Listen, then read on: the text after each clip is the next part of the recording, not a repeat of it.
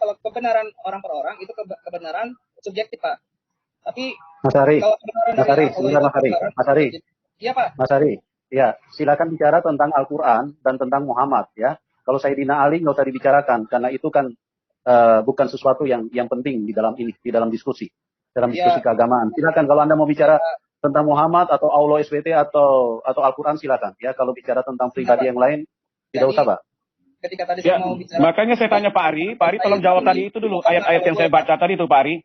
Tolong Bapak jelaskan dulu tuh supaya kita jangan salah persepsi tentang Quran Bapak gitu loh. Bapak benar, apakah ini ayat ini benar apa salah gitu loh, Pak.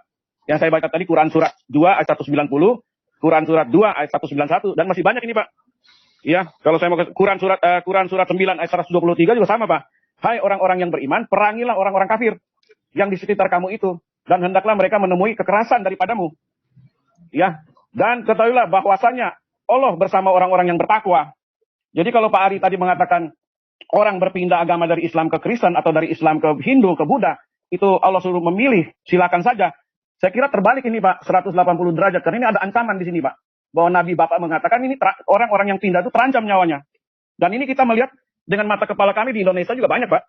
Orang-orang yang sudah berpindah itu dipersekusi dan diancam. Bahkan mereka lari meninggalkan keluarga mereka. Karena mereka punya keluarga sendiri, ancam ingin membunuh mereka. Oleh karena perpindahan agama. Tapi kalau kita merasa Pak, agama itu adalah suatu yang universal. Yang berhak seseorang memilih agamanya. Kenapa mesti diancam dengan membunuh Pak? Nah ini yang Pak Ari harus jelaskan secara detail. Terima kasih. Iya, sebenarnya gini, Pak Lobo tiba-tiba bertanya ketika saya sedang menjelaskan kepada Pak Ismail. Oke, saya jelaskan ke Pak Lobo. Semoga Pak Ismail tadi nangkep ya Pak. Pak Ismail poin yang saya mau sampaikan. Ayat-ayat yang digunakan oleh Pak Lobo adalah ayat-ayat berkaitan tentang peperangan, Pak. Kalau Bapak berkaitan tentang peperangan, betul ayat-ayat tersebut berbicara tentang membunuh. Tapi landasannya itu ada di surat Al-Baqarah ayat 120, Pak. Yaitu seseorang muslim itu disuruh berperang ketika ada yang menyerang kaum muslimin, Pak. Jadi ketika berperang, saya kira nggak cocok Pak. Maaf Pak Ari, nggak cocok. Kenapa? Sesuatu firman Allah yang sudah dikeluarkan, yang sudah diturunkan, itu tidak bisa ditarik Pak. Dalam segala kondisi apapun itu tidak bisa ditarik. Jadi tidak bisa dipilah, oh ini dalam keadaan perang, oh ini tidak dalam keadaan perang. Berarti kita mengatur Tuhan itu Pak. Karena ayat itu kalau sudah diturunkan oleh Tuhan, tidak bisa lagi Bapak memilah, oh ini buat ini buat ini buat ini. Nggak bisa Pak. Menurut saya sih, pandangan saya begitu. Nggak tahu Pak Ari. Silakan Pak Ari. Jangankan Al-Quran Pak Lobo, jangankan Al-Quran. Bapak mau bikin program aja, masuk sebuah program itu ada term and condition kan Pak. Jadi nggak bisa menggunakan Pak ini berbeda Pak. Yang kita bicara ini ayat firman Tuhan. Yang kita bicara ini ayat, bukan kita bicara komputer. Ini firman Tuhan adalah mutlak Pak. Kalau sudah dikeluarkan oleh Tuhan, diperintahkan Tuhan mengeluarkan sebuah pernyataan, yaitu firman-Nya, itu dalam segala kondisi Pak terpakai, maupun kondisi tidak perang, kondisi perang itu semua pakai. Karena di sini dia tidak mengatakan dalam kondisi perang loh. Quran surat ini 2 191 dan bunuhlah mereka di mana saja kamu jumpai loh. Bapak baca baik-baik itu. Saya kan sudah bilang kan di awal-awal tadi yang saya jelaskan kepada Pak Ismail, tidak bisa serta-merta seseorang itu mengambil dalil Al-Quran seenak perutnya. Tadi saya sudah jelaskan ke Pak Ismail, Pak Lobo mungkin nggak dengar. Dengar, saya dengar. Bukan seenak perutnya Mas Ari. Bukan seenak perutnya Mas Ari. Tadi kan saya sudah bilang, seenak perutnya. Itu tekstualnya seperti itu Mas Ari. Itu tekstualnya seperti itu. Disitulah, ya. Jadi dengerin lupa Yusuf. Disitulah fungsinya hadis untuk menjelaskan Al-Quran itu sendiri. Kenapa? Karena Al-Quran itu datangnya dari Allah kepada Rasulullah. Yang tahu konteks ayat tersebut adalah Rasulullah. Sehingga setiap kita itu tidak bisa serta-merta seenaknya dewe mengartikan Al-Quran tanpa melihat hadis-hadis, Pak. Di hadis-hadis Anda juga sangat banyak, Mas Ari. Di hadis-hadis Anda juga sangat banyak, ya. Yang mengajarkan untuk perangi orang. Mas Ari. Kenapa kan ya. Jadi begini Mas Ari. Ini kan Quran Bapak. Arti kan apa yang dikatakan ini kan kalau Bapak yakinkan bahwa Quran itu turun secara terperinci, terjaga, ya kan? Terperinci itu kan berarti benar-benar sudah diteliti kan secara terperinci dan terjaga. Kenapa kalau Quran ini sempurna, terperinci dan terjaga ya, sempurna, terperinci dan terjaga. Kenapa mesti pakai hadis lagi Pak? Yang itu menurut saya itulah adalah hasil pemikiran manusia, bukan turun langsung dari Allah. Kenapa? Di Quran Bapak tidak mengatakan bahwa harus mempercayai hadis kan? Salah Pak. Tidak ada Pak. Saya tidak pernah ketemu ayat Al-Quran mengatakan harus percaya hadis. Ada. Pak. Coba baca ayatnya. Tampilkan ayatnya. Itu ada. Mas Ari sebentar. Itu di layar sudah ada hadisnya. Ibu Sofiatul, silakan Ibu Sofiatul bisa dijelaskan itu, Bu. Ya, itu Ibu Pak, Sofiatul. potongan hadisnya. Kalau misalnya kita baca secara keseluruhan, itu kan kisah Imam Ali dihadirkan orang-orang zindik yang ditangkap kemudian dibakar oleh Imam Ali. Ya, Bu Sofiatul silakan, Bu. Sebentar Mas Ari, ganti ya Mas Ari. Silakan Bu Sofiatul di ini. Kalau menurut Mas Ari nih, Mas mau kita diskusi aja ya, santai ya. Suaranya kok double ya? Kenapa, Bu? Suaranya double nih, sebentar. Suaranya nggak jelas. Tes. Udah jelas belum ya ini Mas Ari? Suara Ibu pelan, Bu, di saya, Bu. Ini udah jelas ini? Sudah. Oke, salam kenal Mas Ari. Pelan-pelan, Bu. Ya, kita santai diskusi aja ya Mas Ari ya. Ya, Ya mau tanya-tanya juga supaya kita bisa dapat pencerahan di sini. Kan kalau biasanya itu di dalam hadis dikatakan barang siapa murtad mengganti agamanya maka bunuhlah dia. Kalau menurut Mas Ari, gimana Mas Ari dengan hadis yang seperti ini? Kan kita ada banyak ya dari beberapa hadis yang sahih. Ini benar apa enggak Mas Ari? Mana yang harus kita ikuti nih? Kalau ada hadis seperti ini, kata Rasulullah Anda. Ya, jadi kalau Bu mau nanti jangan memotong tengah jalan. Ini hadis-hadis yang seperti ini tidak bisa sembarangan orang menggunakan, Bu. Misalnya begini, tidak bisa saya sebagai orang awam melihat orang murtad tiba-tiba memancung.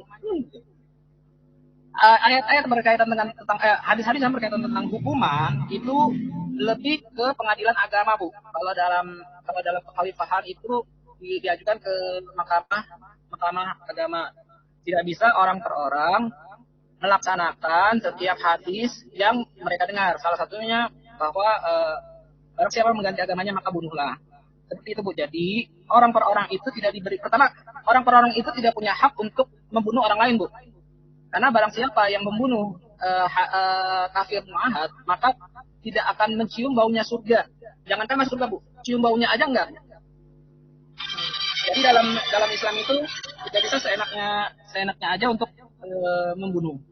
Yang kedua, bahwa hadis ini itu panjang, Bu. Awalnya adalah cerita tentang Imam Ali dihadirkan kaum zindik.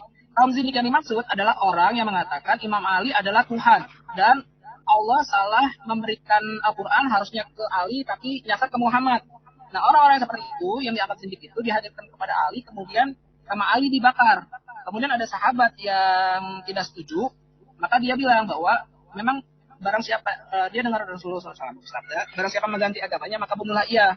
Jadi di konteks hadis ini adalah ketika Imam Ali membakar orang-orang zindik yang mengatakan Ali adalah Tuhan, tapi sahabat yang lain itu tidak setuju dengan hukuman membakar. Itu, Bu. Ya, saya rasa sih itu another occasional ya. Tapi mungkin ada yang mau ditambahkan, Pak Ismail.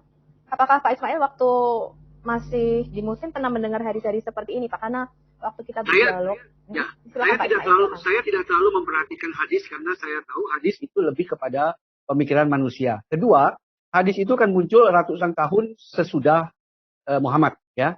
Dan ketiga, Al-Quran sendiri sebenarnya itu terdiri dari berbagai macam. Kalau tidak salah, kabar terakhir ada 32 macam Al-Quran, ya, yang memiliki juga beberapa ciri yang berbeda, ya. Dan Al-Quran baru dikanonkan itu setelah kafilah Ottoman, kerajaan Ottoman di Turki itu runtuh, ya. Pada tahun 1928 atau 24 kalau tidak salah saya ingat, itu baru Al-Quran disatukan, ya, dan diberlakukan sebagai Al-Quran yang murni. Dan ini mungkin yang belum diketahui oleh banyak orang-orang Muslim, ya.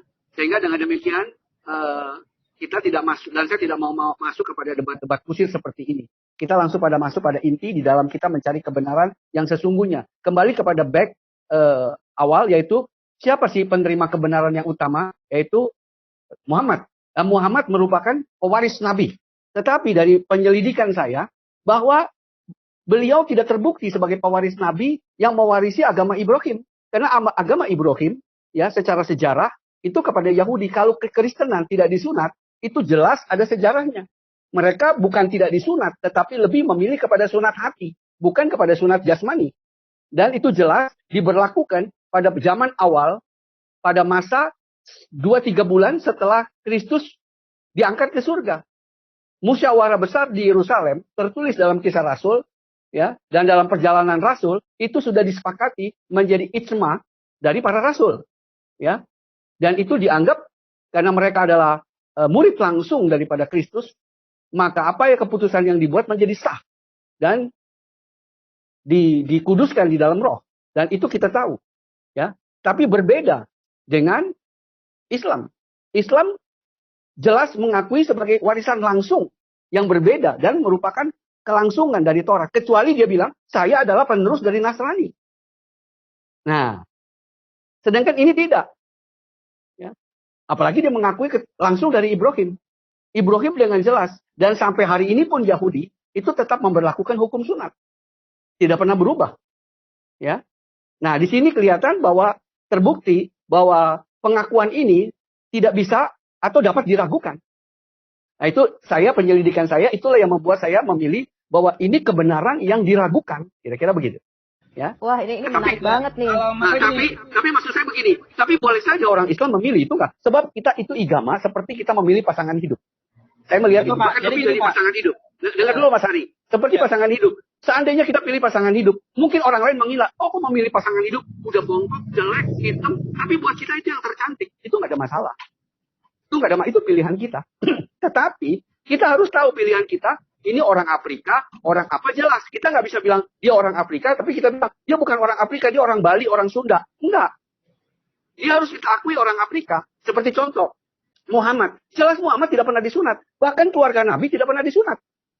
Anda bisa buktikan kapan disunatnya. Sedangkan sunat itu membuktikan itu pewaris. Ya, itu tidak bisa terbantahkan. Jadi pertama saya jelaskan bahwa kebenaran yang Bapak sampaikan itu kebenaran subjektif, Pak. Bukan subjektif, itu sejarah. Itu sejarah, itu Pak Ari, tunggu dulu Pak Ari. Itu Pak Ismail lagi menjelaskan, tunggu sebentar. Pak Ari diam dulu. Biar Pak Ismail jelasin dulu. Saya mengatakan historis, bukan subjektif. Kalau subjektif saya ngarang. Ini historis. Bahwa sunat itu menjadi tanda. Ya. Sedangkan bangsa Quraisy itu di mana bangsa Quraisy pernah disunat? Gak ada ceritanya. Oke. Coba Anda jelaskan, Quraisy pernah disunat nggak? Oke, gini Pak. Ada nggak Quraisy disunat? Nggak. Jawab dulu. Quraisy ada disunat nggak? Ada Pak. Siapa? Setelah Rasul jadi Islam itu? Setelah Rasulullah, sebelum Rasulullah pernah disunat nggak? Waduh, kalau masalah begitu Pak, kita harus berbicara terhadap itu historis Pak, itu historis, itu sejarah. Kita kan berbicara sesuatu hal yang tidak pernah kita temui Pak. Itu harus itu sejarah Pak. Itu bukan dalil, itu sejarah. Kalau sejarah, seperti contoh, saya mau bertanya, Pati Gajah Mada pernah hidup nggak? Itu nggak perlu dalil. Ya, itu harus ada. Itu harus jadi, ada. Raja Hayam Wuruk pernah hidup nggak? Yang melihat dan menulis. Tapi Pati Gajah Mada Muslim, Abi Ismail. Bukan maksud saya pernah hidup kan? Ya Abi. Raja Hayam Wuruk kan pernah hidup. Dan itu nggak perlu didalilkan. Gitu loh. Itu sejarah. Jadi kalau sejarah, kita nggak bisa perlu mendalilkan. Ya. Nah, jadi sejarah membuktikan itu. Dan contoh hukum sunat. Sampai hari ini, yuk ketemu ke Yahudi, itu disunat. Itu sejarah. Nggak perlu dalil. Nah, jadi masalah begini, kita sedang berbicara sesuatu hal yang hidup 1400 tahun yang lalu. Tapi ada sejarahnya, Pak. Mau 2000 tahun ada sejarahnya. Ishak pun punya sejarah. Untuk masalah Yahudi. Iya. Contoh Alexander. Raja Alexander. Seperti yang tertulis dalam Quran. Itu sejarah bukan? Sejarah kan? Iya. Nah, itu sejarah kan? Apa Anda mau bantah? Nggak bisa. Begini Pak, saya begini. Sejarah tertulis. Sunat menyunat Pak, itu kan pribadi bukan yang pribadi, itu hukum Pak. Hukum. Itu hukum dari Allah kepada Ibrahim. Ya. Itu hukum. Muhammad itu nggak pernah disunat, Abi. Nah, kalau Muhammad itu nggak pernah disunat. Itu hadis itu ada dalam Bible kan Pak? Bukan. Kalau di dalam Bible Sekarang begini. Orang Yahudi Sekarang begini. Dengar dulu Mas Hari. Kalau bicara dalam Bible, itu Muhammad terkait. Kecuali Muhammad berkata, saya tidak punya urusan dengan Nasrani, saya tidak punya urusan dengan Ibrahim, saya tidak punya urusan dengan Isa. Dia berdiri sendiri. Nah, itu boleh yuk katakan begitu. Tapi kalau ini sekarang, itu selalu terkait dengan Bible. Karena dia bicara Isa itu Nabi ke-24. Gini Pak. Bagaimana yuk katakan tidak terkait? Bahwa Isa itu disunat itu kan ada dalil yang ayat yang jelas-jelas mengatakan bahwa Isa disunat pada umur itu 8 hari Pak. Ya, itu bukan ayat. Itu sejarah. Dan dia melakukan, Ya, tapi dia itu seandainya secara di dalam Bible itu tidak ada, orang juga akan mempertanyakan, Pak. Enggak akan. Musa juga disunat. Kamu gimana sih orang tradisi orang Yahudi? Karena itu tradisi. Oh, Kamu tuh gimana? Ari. Kita kan disunatkan, Pak. Loh, Pak Ari. tradisi. Aduh, Ari. Pak Ari. Itu tradisi. Ya, Pak Ari. Isa itu disunat karena Pak Ari. kita tahu karena di dalam Injil itu juga menyatakan bahwa Isa disunat pada umur 8 hari. Begini, tradisi Pak orang Ari. Yahudi semua disunat Ari. Yesus itu dari suku Yehuda. Nabimu itu di luar. Nabimu di luar jalur kenabian. Mohon maaf Ari. Dan tidak ada di dalam Quran, di dalam hadis bahwa nabimu disunat. Makanya ada 3 teori. Pada waktu lahir dia sudah sunat. Disunat sama kakeknya Abdul Muthalib. Disunat sama Jibril. Kenapa? Karena nggak ada tertulis nabimu disunat. Dan nabimu bukan bangsa Yahudi. Ini, Gitu loh, Ari. Ibu begini, seandainya ya ada cerita, dia disunat di sana. Tapi contoh itu tidak diikuti oleh Muhammad. Sebab ketika dia punya 7 anak lakinya 3, ya, itu tidak pernah juga disunat. Kalau dia punya mujizat disunat, maka dia akan sunat anaknya. Itu kan tidak dilakukan. Rasulullah itu baru diutus umur 40 tahun. Apalagi umur 40, berarti kan dia belum ada kaitannya. Itu Anda sendiri membuktikan bahwa itu batal hukum. Kalau dia mengaku Nabi 25, itu maksud saya loh. Enggak, ini Pak Ari. Dia bukan mengaku Nabi umur 25. Yang pertama, Pak Ari. ketika Pak Ari. ketika Yesus Minta maaf. disunat, itu Pak Ari, ada sorry di sebentar dalam Pak Ari. Injil. Pak Ari, minta maaf sebentar ya Pak Ari. Sebentar. Kamu begini Pak Ari. Kamu jangan tersinggung Pak Ari. Ya, ilmu kamu dibanding Pak Ismail itu jauh banget Pak Ari. Mendingan kamu panggil Ustadz Firanda kamu, Ustadz Firanda suruh masuk ke sini. Karena jauh sekali Pak Ari, umur kamu aja sama Bapak Ismail jauh banget Pak Ari. Kamu nggak bisa ngajarin Bapak Ismail ngajarin kamu benar. Kamu panggil Ustadz Firanda kamu yang jago, suruh masuk di sini. Biar kita berdebat, baru mantep Pak Ari. Ilmu kamu minta maaf Pak Ari, saya nggak singgung. Jangan tersinggung Pak Ari, jauh Pak Ari. Kita nggak dalam perdebatan, kita dalam perdiskusian. Iya, tapi jauh banget ilmunya Pak. Iya, Pincang itu, kayak kamu anak SD lawan yang universitas, beda jauh Pak Ari. Udahlah, mendingan lu panggil yang jago deh masuk di sini deh. Sebentar. Baru bisa berdebat sama Pak Ismail. Pak Lobo itu motong saya tengah jalan. Sebentar, ini Pak Ismail. Kalau misalnya masalah Rasulullah itu disunat apa tidak, pertama kita tidak ada yang tidak ada yang menceritakan kapan beliau itu disunat. Bukan berarti tidak ada yang menceritakan itu beliau tidak disunat. Karena itu masalah pribadi, Pak. Yang kedua, ketika dia begini, saya jelaskan. Bukan, saya luruskan nih, Mas Ari, saya luruskan. Ari, tolong diam dulu. Bukan, masalah sunat itu bukan pribadi. Di mute. Gini, masalah sunat itu bukan pribadi. Kalau pribadi itu masalah kesehatan. Jadi, mau disunat enggak. Oh, karena enggak sehat, jadi mesti disunat. Itu pribadi. Tapi ini sunat, ini hukum. Ya, hukum yang diterapkan oleh Ibrahim, Musa, dan semua nabi. Itu harus terima hukum sunat. Tidak boleh tidak. Gitu. Sebab itu melanggar perintah Allah kalau tidak disunat. Ya, Musa sendiri ketika lambat disunat, dia hampir mati kalau istrinya tidak menyunatkan anak-anaknya. Jadi hukum sunat ini bukan urusan pribadi. Gue mau disunat, baru gue disunat. Enggak. Itu hukum yang wajib dijalankan. Pak Ismail salah tangkap. Bahwa ini adalah masalah pribadi, masalah yang istilahnya tuh terlalu dalam. Bukan padahal ketika ini logikanya begini Pak, logikanya gini. Ketika Rasulullah itu memberikan hukum wajib sunat, apakah ada orang yang mewajibkan sunat, dia sendiri nggak disunat? Nggak mungkin Pak. Logikanya justru inilah yang sangat keliru. Kalau Bapak menganggap Rasulullah dengar. Jadi inilah yang perlu justru kita gali kebenarannya. Kita gali kebenarannya justru di situ. Ketika ketemu kejanggalan, kita cari kebenarannya. Kenapa? Kenapa tidak disunat? Ya, kenapa? Sebab memang begini, dengar dulu. Mungkin dia tidak disunat. Dengar dulu, mungkin tidak disunat karena beliau adalah golongan Nasara. Tidak mungkin, Pak. Karena Rasulullah itu segala sesuatunya bertindak lanjut untuk ditiru, Pak. Tidak. Dia justru karena dengar dulu. Karena dia sunat, padahal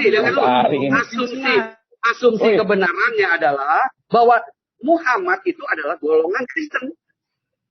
Mas Ari. Itu dia yang membuat dia tidak disunat. Nah, Mas Ari, tunjukin dalilnya. Mana dalilnya Muhammad disunat? Tunjukin. Muhammad itu segala sesuatunya ditiru tindak lanjut. Mas Ari, di sini kita bicara fakta, bicara bukti, bukan bicara asumsi. Mas Ari, kita bicara bukan asumsi di sini. Kita bicara fakta. Dalilnya mana? Nabimu disunat mana? Pak Lobo, kan kita nggak punya surat waktu Rasulullah sunat kan belum ada suratnya nih. Jadi kita udah stop aja, nggak bakal selesai perdebatan ini kalau saya rasa ya. Mungkin next kita ganti yang lebih lebih substansi Lebih Abi? cerdas. Abi Ismail, coba. Pada waktu Abi melakukan penyelidikan terhadap Quran ini, aku sangat-sangat tertarik banget. Abi menemukan apa yang menjadi titik balik? Abi berkata, ini nggak benar nih. Nah, itu aku tertarik. Coba Abi kasih tahu apa-apa yang pertama saya melihat adanya keraguan, ya terlihat bahwa klaim bahwa ini adalah pewaris Nabi yang penutup itu dapat diragukan dan dikesampingkan. Kenapa? Sebab kalau dia ambil dari tradisi Yahudi, dia harus disunat. Tapi kalau dia ambil tradisinya dari kekristenan, dia benar. Kan begitu dong. Nah, jadi itu yang terlihat dari logikanya, ya. Sehingga kita katakan benar. Nah, itu bisa dilihat kenapa. Hal yang kedua yang menguatkan pada waktu masih yaitu yang kedua adalah keluarga Nabi. Keluarga Nabi juga tidak pernah disunat. Anak-anaknya sampai besar tidak pernah disunat. Tidak ada perkara sunat di situ. Ya kalau ada itu harus dirayakan. Ya contoh di Indonesia aja kesunat dibuat pengantin sunat. Ya Indonesia yang sudah 1.400 tahun dirayakannya dengan sistem itu. Artinya ada perayaan, ada satu hal yang diagungkan. Karena di dalam Islam sunat itu tidak dirayakan, Pak. Loh, enggak, ini tradisi. Ya itu tradisi. Maksud dalam saya sunat itu tidak dirayakan. Jadi kalau Bapak berasumsi bahwa kayak di Indonesia Dengar dulu. Dengar dulu maksudnya. Dengar dulu, mute dulu. Ari di mute dulu. Maksud saya begini, saya menceritakan bahwa sunat itu sesuatu yang tidak bisa disembunyikan. Gitu maksud saya. Ya, sebenarnya intinya di situ. Tidak bisa disembunyikan, apalagi tidak jelas. Nah, kecuali dia adalah golongan Nasara. Kalau dia golongan Nasara, terlihat di mana penguatannya. Yang kedua ya Bu Nini, yaitu ketika dia ibadah pada waktu pertama, kiblatnya ke Baitul Muqaddis, yaitu Yerusalem. Nah, ke Yerusalem terlihat di situ. Dan itu pada masa awal. Ya. Jadi kita bisa lihat itu masa awal dia arahnya ke sana. Dan yang ketiga, yaitu perkara penguatan ketika dia dikuatkan oleh baik pendeta Bahira waktu masih kecil, baik pendeta Waraka bin Naufal. Ya. Waduh, pendeta yang menanggiskan Nabi Muhammad nih, Abi. Ya, itu kan jelas bahwa itu merupakan satu kelompok. Ya. Dapat kita lihat itu satu kelompok. Tidak mungkin kalau tidak satu kelompok. Ya. Nah, Waraka bin Naufal yang memberikan kekuatan. Jangan khawatir, anak sahabat, anak ponakanku, ya, anak pamanku, engkau akan diberkat oleh Tuhan. Dia diberi penguatan oleh Waraka bin Naufal dan Muhammad menjadi kuat kembali. Nah, kita lihat, ya, itu artinya kan selalu merupakan pihak yang bersama. Inilah yang membuat itu yang membuat, Pak. Nubuat tapi kan berdasarkan dari keimanan yang sama, gitu toh. Nggak mungkin nubuat dari karena Kristen dan Islam itu sama-sama bertuhankan Allah, Pak. Dan Nabi Isa gini, tahu si Ari ini. Oleh Nabi pada waktu itu Islam kan belum ada, Mas Ari. Islam kan belum ada, belum kesebut. Gitu. Itu sudah dinubuatkan. Islam belum ada. Hari ini. Oh, gimana? Jadi ya, dari masa ke masa. Khadijah menikah dengan Muhammad, yang menikahkan berarti pendeta Waraka ya, Abi. Buka surat 61 ayat ke-6, Pak. Gak usah pindah ke situ dulu, Mas Ari. Gak usah pindah ke situ dulu. Surat ke-61. Gini, Mas Ari gini. Jelas sekali bahwa Nabi Muhammad itu Gini Mas Ari, ya tadi Pak Ismail menjelaskan itu sangat luar biasa ya. Itu hanya orang yang logika mampet itu yang nggak bisa nangkap ya. Artinya kita kalau misalnya punya masalah sebagai orang Kristen, pasti kita datanginya pendeta. Ya, kalau kita lagi kesusahan, kita lagi ada sesuatu yang membingungkan, pasti kita tidak mungkin, kalau kita orang Kristen, kita tidak mungkin cari ustadz. Kita pasti cari pendeta. Nah, begitu juga orang Islam. Ya, tidak mungkin dia cari pendeta, pasti dia cari ustadz. Nah, Muhammad pada waktu dia kesusahan, kejepit, bahkan dia mau dicekik pada waktu itu, dia di Gua Hira itu. Ya, dia carinya Waroka. Nah, Waroka itu kan seorang pendeta Nasrani. Nah, di sini memang jelas bahwa penjelasannya Pak Ismail ini sangat nalar, sangat logik, sangat logika. Dan siapapun tidak bisa membantah itu. Tidak mungkin kalau memang Muhammad itu sudah istilahnya dia memang pendiri satu ajaran baru atau Islam, terus kemudian dia kok larinya ke Waroka. Sedangkan Waroka itu kan pendeta. Ya, seorang pendeta Nasrani. Nah, ini penjelasannya memang sangat luar biasa ya. Artinya hanya orang yang ya bodoh dan tolol yang tidak bisa menerima ini. Itu tidak mungkin terbantahkan gitu loh. Kalau misalnya seorang Muslim, pasti dia larinya sama ustaz. Seorang Kristen, pasti dia larinya sama pendeta. Oke, silakan. Yang lain mungkin mau tambahkan, silakan. Jadi gini Pak Yusuf, kenapa pendeta yang memberikan pemberitahuan? Karena memang saat itu Islam belum ada dan agama Nasrani itu masih berlaku, Pak. Agama Nasrani itu masih berlaku sampai Islam itu hadir. Jangan salah Pak Ismail. Waraka, Enggak, ya bukan pendeta bukan Waraka salah. itu Artinya, pada saat sebelum Rasulullah diangkat. artinya kan Mas Ari ngakui bahwa dia Nasrani Muhammad. Tapi katanya Ya, expired kan tadi gitu. Abi. Dia agamanya apa kalau gitu? Waktu itu Kayak susu agamanya apa? susu kaleng aja expired. Agamanya apa dong kalau gitu Muhammad, kalau waktu dia dinubuatkan Betul. sama pendeta, baik pendeta Bahira maupun pendeta itu, agamanya apa? Kan gitu toh? Iya. Apa agamanya? Betul. Dari penyelidikan saya juga, Abi, ini ternyata coba ini saya mau share screen sebentar ya, Pak Yusuf, untuk pengetahuan. Silakan. Ini data ya. Ya.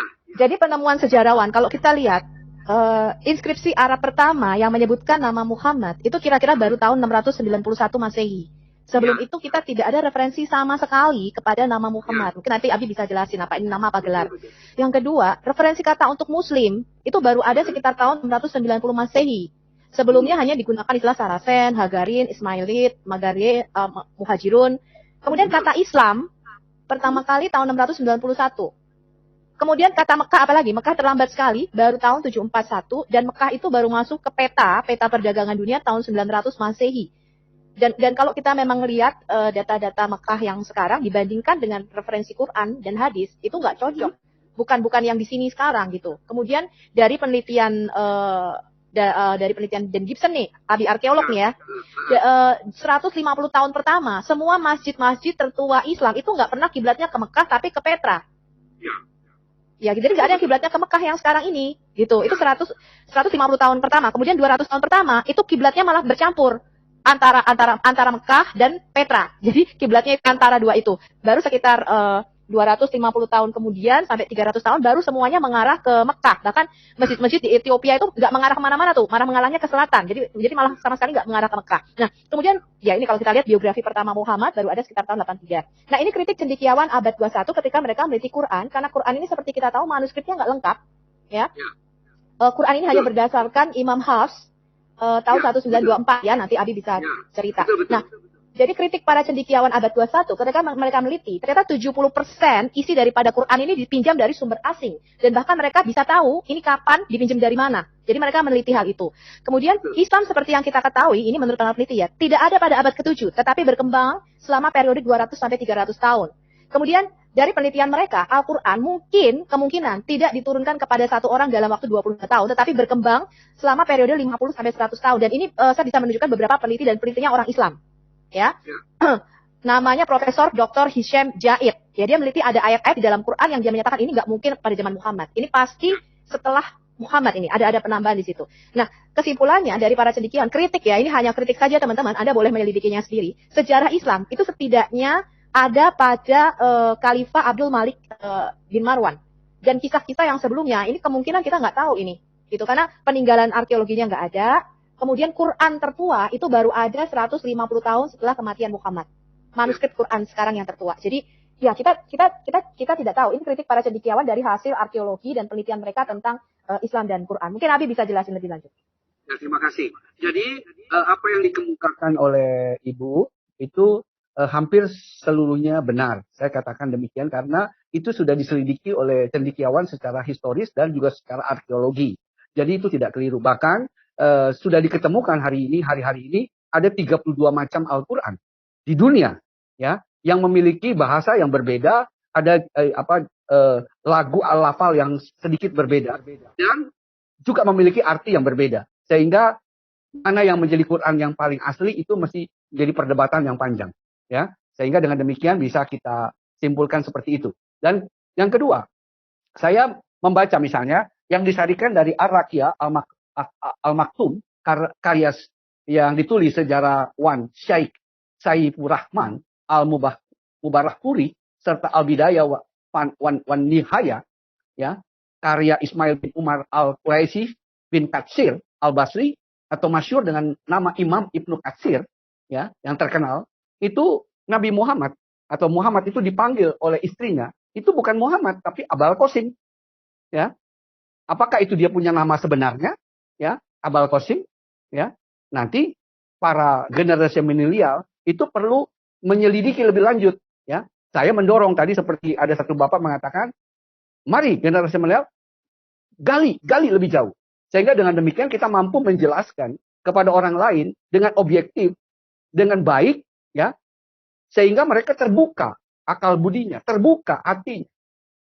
Dan kita bisa melihat, kita hanya berupaya sekuat-kuatnya dengan pertolongan Roh Kudus, maka Tuhan akan bekerja dengan luar biasa. Dan ini akan membuat gerakan yang luar biasa. Ini kalau semua generasi milenial melihat hal ini, wah ini akan goncang generasi milenial yang ada pada setiap suku bangsa, ya. Karena kebenaran-kebenaran ini akan diungkapkan semua.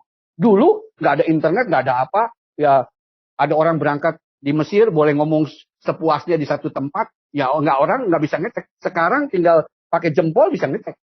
Ya, Ngaku-ngaku kuliah di mana gitu ya, Abi ya. Ternyata kita cek nggak ada nih kuliah di situ. Ngaku-ngaku. Ilmu-ilmu yang ada di sana bisa ketahuan. Jadi nggak ada yang bisa tersembunyi. Ya, nah itulah yang perlu kita gali. Ini yang perlu kita sajikan kepada masyarakat umum. Ya, dan kita tentu berdoa berharap bahwa mereka mengalami jamahan, tapi dengan penuh ilmu, begitu. Ya, dan mereka juga disusupkan ilmu yang baik. Ya, sehingga dengan demikian mereka melihat daripada silsilah sejarah. Ya, nah inilah yang saya bagikan kepada teman-teman sahabat muda. Ya, baik yang dari mereka yang berasal seberang tadi masuk Kristen, dan mereka perlu diisi hal-hal yang pas, ya, sehingga mereka juga dilatih dan dilengkapi sehingga lebih canggih lagi, ya. Dan juga saya juga melatih bagi mereka Kristen pemula, sebab mereka tuh Kristen keturunan, mereka juga tidak mengerti bagaimana sejarah kekristenan yang benar. Nah inilah tugas kita semua dalam pencerahan, pencerdasan kalau menurut Pak Yusuf, yang cerdas, yang smart, ya. Sehingga kita betul-betul memberikan sajian yang baik dan berilmu baik kira-kira. Betul. Aku ada satu screen lagi yang tadi berkaitan dengan yang Abi sampaikan. Ini sudah diteliti nih, Abi. Ini namanya Correction in the Early Quran Manuscripts. Jadi ini adalah disertasi Dr. Daniel Brubaker ketika dia sudah mensurvei sekitar 10.000 manuskrip Quran. Ternyata dia menyimpulkan ada ratusan penambahan kata-kata yang dimasukkan, ada kata-kata yang dihapus, ditulis ulang. Jadi kan kata-kata mahal ya, dari kulit dari kulit binatang itu mahal, itu dihapus dan ditimpa yang namanya palimpsest ya. Nah, ada sekitar 800 kasus dan ini merubah konteks dan arti dari kalimat tersebut. Dan ini pembetulan ini ternyata Quran ini mengalami koreksi sampai sekitar 200 tahun atau sampai abad ke-9. Jadi sarjana barat itu sekarang menyimpulkan memang ini berkembang. Dan kalau kita lihat dari Quran Birmingham, itu memang banyak sekali penambahan kata Allah. Jadi tadinya nggak ada, ditambah kelihatan disisipkan kata Allah di dalam manuskrip tersebut. Nah ini kalau kita lihat Quran nih, Abi. Kan tadi sekarang kita menemukan mungkin 37 versi Quran yang berbeda. Saya tunjukkan aja contoh-contohnya. Abi bisa bahasa Arab ya? Enggak begitu. Saya nggak ahli, jangan. Oh ya, saya pikir ini. Saya Dimarahi, ya. Betul. Ini kita tunjukin aja nih, Abi Quran Hafs dan versi Kalun. Ini ternyata ada kata-kata yang berbeda di situ. Betul.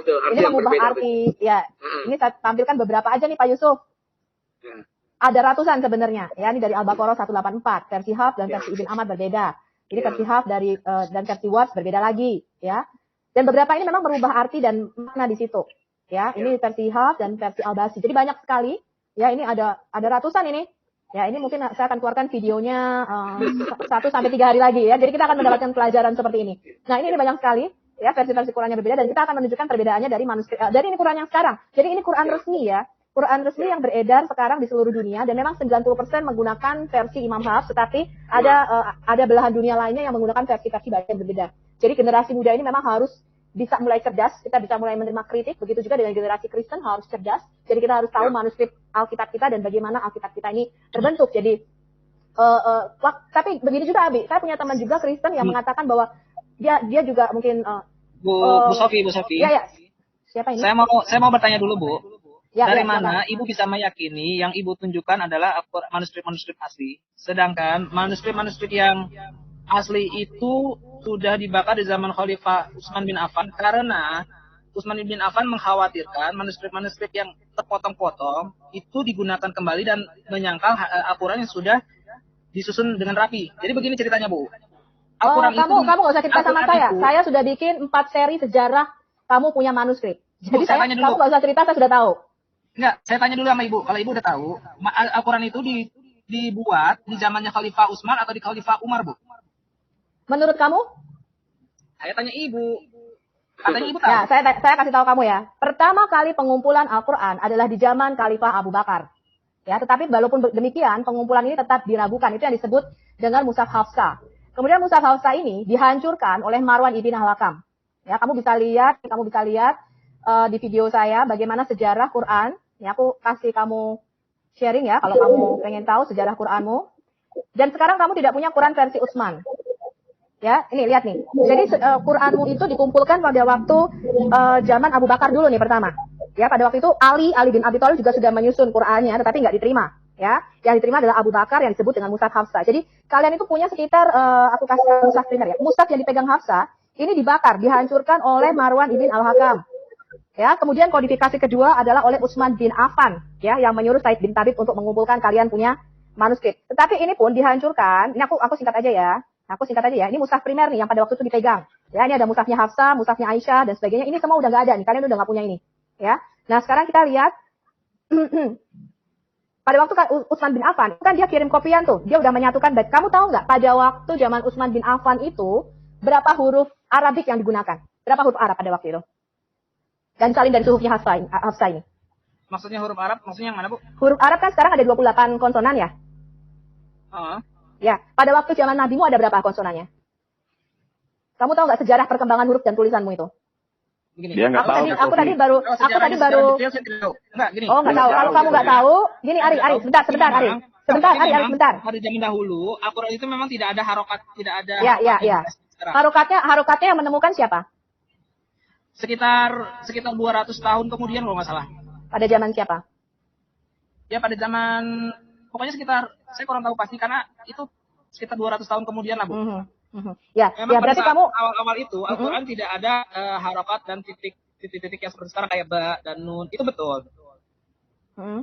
Kamu tahu nggak ada berapa ayat yang Kamu tahu nggak ada berapa ayat yang hilang dari Quranmu yang sekarang ini? Tidak ada yang hilang, Bu. Masa? Tidak ada yang hilang. Kalau saya katakan banyak, kalau saya katakan 70% dari Quranmu yang sekarang hilang, itu keliru. Kok bisa keliru? Ini yang nulis orang Islam loh. Ya, orang Islam. Sebentar. Sebentar, Ari. Kamu belum mendengar penjelasan saya. Kamu belum mendengar penjelasan saya. Mengapa kamu bisa katakan keliru? Kamu sudah pernah belajar seperti saya belajar belum? Bu, Al-Quran itu sudah terjaga sama Allah. Kamu tahu kitab-kitab ini enggak? Ari, kamu tahu kitab Mabani, Suyuti Al-Itqan fi Ulum Al-Quran? Kamu tahu kitab-kitab ini enggak? Kamu tahu Abdul Ar-Razzaq? Tapi saya belum pernah baca. Oke, berarti kamu enggak tahu. Kalau kamu enggak tahu, kamu jangan ngomong, ya, menyalahkan aku dulu. Karena kita kan akademis nih, di channelnya Pak Yusuf kan enggak mau debat kusir dong, ya enggak? Kamu harus menunjukkan data seperti aku menunjukkan data. Klaimku adalah, setelah aku meneliti, ya, setelah aku mempelajari, ya, Quran kamu sekarang itu kehilangan 70% dari aslinya. Sebagai contoh aja, aku tanya, pada waktu zaman Muhammad, berapa ayat ada di Quran Al-Azab? Quran apa? Surah Al-Azab, ada berapa ayat pada waktu zaman Muhammad? Hari nggak tahu lah. Hari nggak tahu itu. Yang saya tahu adalah Ilmunya belum nyampe. Ilmunya belum nyampe. Ya, Quran yang sekarang itu memang Quran yang sudah dikodifikasi oleh Utsman bin Affan. Bahkan sebelum Utsman bin Affan membuka seperti yang sekarang itu, memang pas zamannya Umar, ayat-ayatnya itu memang kayak misalnya surat Al-Ikhlas itu bukan ayat Al-Ikhlas, tapi surat Kulhu. Kemudian ada beberapa surat yang tidak sama namanya dengan namanya sekarang. Itu baru dinamakan seperti yang sekarang itu sejak zamannya Utsman bin Affan. Enggak, dari laporan hadis ya, dari sumber-sumber sejarah Islammu mengatakan surah Al-Azab itu tadinya sepanjang surah Al-Baqarah, ya, sekitar 200 ayat lebih. Sekarang Quran surah Al-Azab ada berapa ayat, Ari? Surat Al-Azab. Surat 33 ayat ada berapa ayat? Yang sekarang itu surat Al-Azab ada 73 ayat. Kok lama banget? Katanya Quran dihafal oleh kami jutaan. Bentar, kamu hafal Quran nggak, Ari? Saya tidak hafal Quran sebanyak 30 juz, Bu. Saya jujur. Nah, Pak Yusuf, saya aneh loh. Setiap kali saya berdialog dengan muslim, mereka selalu mengatakan jutaan orang muslim menghafal Quran. Tapi saya tanya, kamu hafal? Enggak, mereka mengatakan enggak. Ya, teori ngeles, Bu. Teori ngeles. Ya. Tidak, saya katakan ya teman-teman ya. Bukti Anda menghafal, itu bukan berarti Quran itu adalah firman-Nya Allah. Karena saya bisa menghafal satu kaset CD Mariah Carey dan semua lagunya saya hafal. Dan saya hafal lagu-lagu Whitney Houston dengan Golden Song, saya hafal semua. Saya hafal lagu-lagunya Elvis Presley. Tidak membuktikan bahwa lagu-lagu itu berasal daripada Allah. Nah, sekarang, oke, saya kasih yang gampang aja deh. Ya, kalau kamu nggak tahu sejarah, nanti kamu bisa belajar di promo dikit nih Pak Yusuf. Di Al-Hayat Indonesia, kamu belajar mulai kodifikasi bagaimana Quranmu tersusun, sejarah perkembangan tulisan dan bahasa, bagaimana sejarahnya bahasa Arab itu ada, sampai Quran kamu yang sekarang, dan itu saya kasih kamu lengkap dan gratis. Kamu tinggal nonton. Ya, dan kamu bisa cek sendiri semua sumber-sumber yang aku tunjukkan. Nah, inilah yang kita mau lakukan. Yaitu kita mau mengedukasi masyarakat Indonesia supaya mereka itu punya intelektual yang lebih tinggi. Jadi tidak semua informasi itu ketika diterima loh gitu loh. Ya, ini kebanyakan nah ini salahnya pendidikan Indonesia. Ya, saya mohon maaf ya kepada Menteri Pendidikan. Mereka itu diajar menghafal dan didiktekan. Padahal kalau kita lihat, penghafalan itu merupakan cara berpikir otak yang paling rendah. Jadi kalau kita itu belajar dengan cara dihafal dan didiktekan, ya, saya kasih tahu teman-teman, itu menunjukkan taraf berpikir yang paling lower. Sebentar, saya ada ini penting nih untuk generasi muda nih, mumpung kita bicara generasi muda ya. Makanya kalau kita lihat anak-anak dulu mungkin SD ya, kalau suruh gambar pemandangan, gambarnya itu pasti 2 gunung, ya, tengah-tengahnya ada sungai dan pinggirnya sawah, ada matahari di tengah-tengahnya. Jadi itu satu kelas gambarnya sama. Kenapa? Karena didiktekan. Betul nggak sih teman-teman? Betul, saya ngalami itu. Iya, satu kelas gambarnya sama. Kenapa? Karena otak Bu Taufik kita tahu itu, aja Bu Taufik. iya, karena otak itu pendidikan yang nggak bagus. Makanya kenapa Finlandia ini punya pendidikan yang bagus? Kenapa? Karena otaknya diaktifkan untuk berpikir. Ya, saya bagi share sebentar nih untuk generasi muda. Tadi Abi itu sudah bagus banget. Generasi muda itu harus cerdas. Ya, ini sekarang kita lihat ya. Itu saya suka sekali tuh satu visi sama Sofiato. Amin. Ini lihat ini. Ini adalah kemampuan berpikir dari tingkat yang paling rendah ke paling tinggi. Yang pertama adalah hafalan. Ya, menghafal dengan didiktekan. Ini merupakan kemampuan berpikir paling rendah karena berarti otak kita tidak aktif. Ya. Yang kedua, bukan hanya kamu sekedar menghafal, kamu mengerti apa yang kamu baca. Itu tingkat berpikir lebih lanjut. Kemudian kamu applying, kamu tahu. Kemudian kamu bisa analyzing. Jadi dari yang kamu baca, ini Abi ini tingkatnya kayaknya udah creating nih ya. Jadi bukan hanya kita membaca, seperti kita membaca Alkitab, ya. Bukan hanya muslim ya yang saya ini. Karena mereka punya sistem begini loh. Asal aku menghafal ayat-ayat Quran walaupun nggak tahu artinya aku udah dapat pahala. Kan gitu ya, Kak? Makanya ketika saya tanya teman-teman saya, kamu doa dalam bahasa Arab? Iya, ngerti artinya? Enggak. Jadi teman-teman yang kemudian dia setelah keluar dari Islam, dia bilang, ngapain gue dulu doa-doa, gue ngerti artinya itu kagak, katanya gitu. Tapi gue doa juga. Begitu aku tahu artinya, loh kok beda sama yang aku mau doakan gitu. Karena dia nggak tahu artinya. Nah, taraf yang paling enggak ya, teman-teman, Anda generasi muda milenial Indonesia. Saya berharap Anda bisa sampai taraf evaluating. Artinya begini, ketika ada informasi masuk lewat media, ya sekarang ini dunia digital luar biasa, ya. Ketika ada informasi masuk lewat media, Anda itu tidak cuman ini loh teman-teman, cuman telan mentah-mentah, ya, tanpa disaring. Anda harus sampai taraf mengevaluasi apa informasi yang diterima. Kalau creating ini artinya Anda menciptakan satu ide baru, nggak usah sampai sini lah. Paling nggak Indonesia sampai sini evaluasi. Kenapa? Ketika kita mendengar media, ini saya bicara mengenai channel-channel TV yang besar ya, TV One, Metro TV. Pada waktu saya mendengar berita Israel itu mengebom Gaza, itu yang disiarkan di TV One. Ini adalah satu data atau satu informasi. Ketika waktu itu yang dikatakan, wah ini Israel mengebom ibu-ibu dan anak-anak menjadi korban. Saya sebagai ibu-ibu gitu kan, saya ngaco juga nih, gila gitu kan, Israel kok sejahat itu gitu. Tapi ketika saya cek and recheck beritanya yang sebenarnya, ternyata nggak begitu teman-teman. Ya, ternyata Israel itu membalas serangan Gaza yang mulai duluan gitu loh. Nah, saya bilang, wah ini nggak betul nih. Artinya apa? Memang TV Indonesia itu menyiarkan berita, saya nggak tahu motivasinya apa. Ya, tetapi kita tidak boleh sebagai orang yang bisa berpikir sampai tahap evaluasi teman-teman. Kita harus menganalisa informasi yang kita terima nih. Nah, itu saya bilang salah satu contohnya. Ya, silakan. Saya tambahkan sedikit bocoran. Kan orang Indonesia banyak baca surat Yasin. Kalau ada apa-apa surat Yasin. Tahu, selidikilah kitab Yasin. Itu sebenarnya kitab Yasin itu menceritakan tentang kisah penginjilan Rasul Paulus. Betul. Yasin 14. Iya. Jadi tapi mereka nggak ngerti, Abi. Nah, kan mereka nggak ngerti. Jadi sebenarnya intinya dimasukkan itu pada waktu itu, mereka menganggap sebenarnya penginjilan lah yang terpenting. Jadi kalau mati tanpa diinjili, ya itu akan masuk neraka. Kira-kira begitu pengertiannya. Jadi Yasin itu perlu dibacakan. Iya. Intinya penginjilan. Jadi seperti kita, bagaimana orang mati tanpa diinjili kan begitu toh? Nah, kita perlu menginjili sebelum dia mati kan kira-kira begitu. Betul. Cara itu demikian. Betul. Disuruh baca saja tanpa memahami arti dan makna sesungguhnya. Iya, ya, jadi Pak Ismail. Ya, Pak Ismail, silakan. Bentar. Apa kita perlu ganti teman diskusi lagi nih supaya mungkin ada yang lebih ini. Ngomong udah Ganti aja Pak. Ganti Pak. Ya. Sama Sofiatul kita aja ganti. nih. Abi perlu istirahat kayaknya capek. Pak Yusuf udah capek. Okay. Ya, sebentar. Mungkin kita kasih kesempatan dulu yang muslim lagi nih, Pak Sarul. Selamat malam Pak Sarul. Wah, ini sama aja Pak. Ini belum sampai tahap Malam Pak evaluasi Yusuf. ini. Malam, Pak.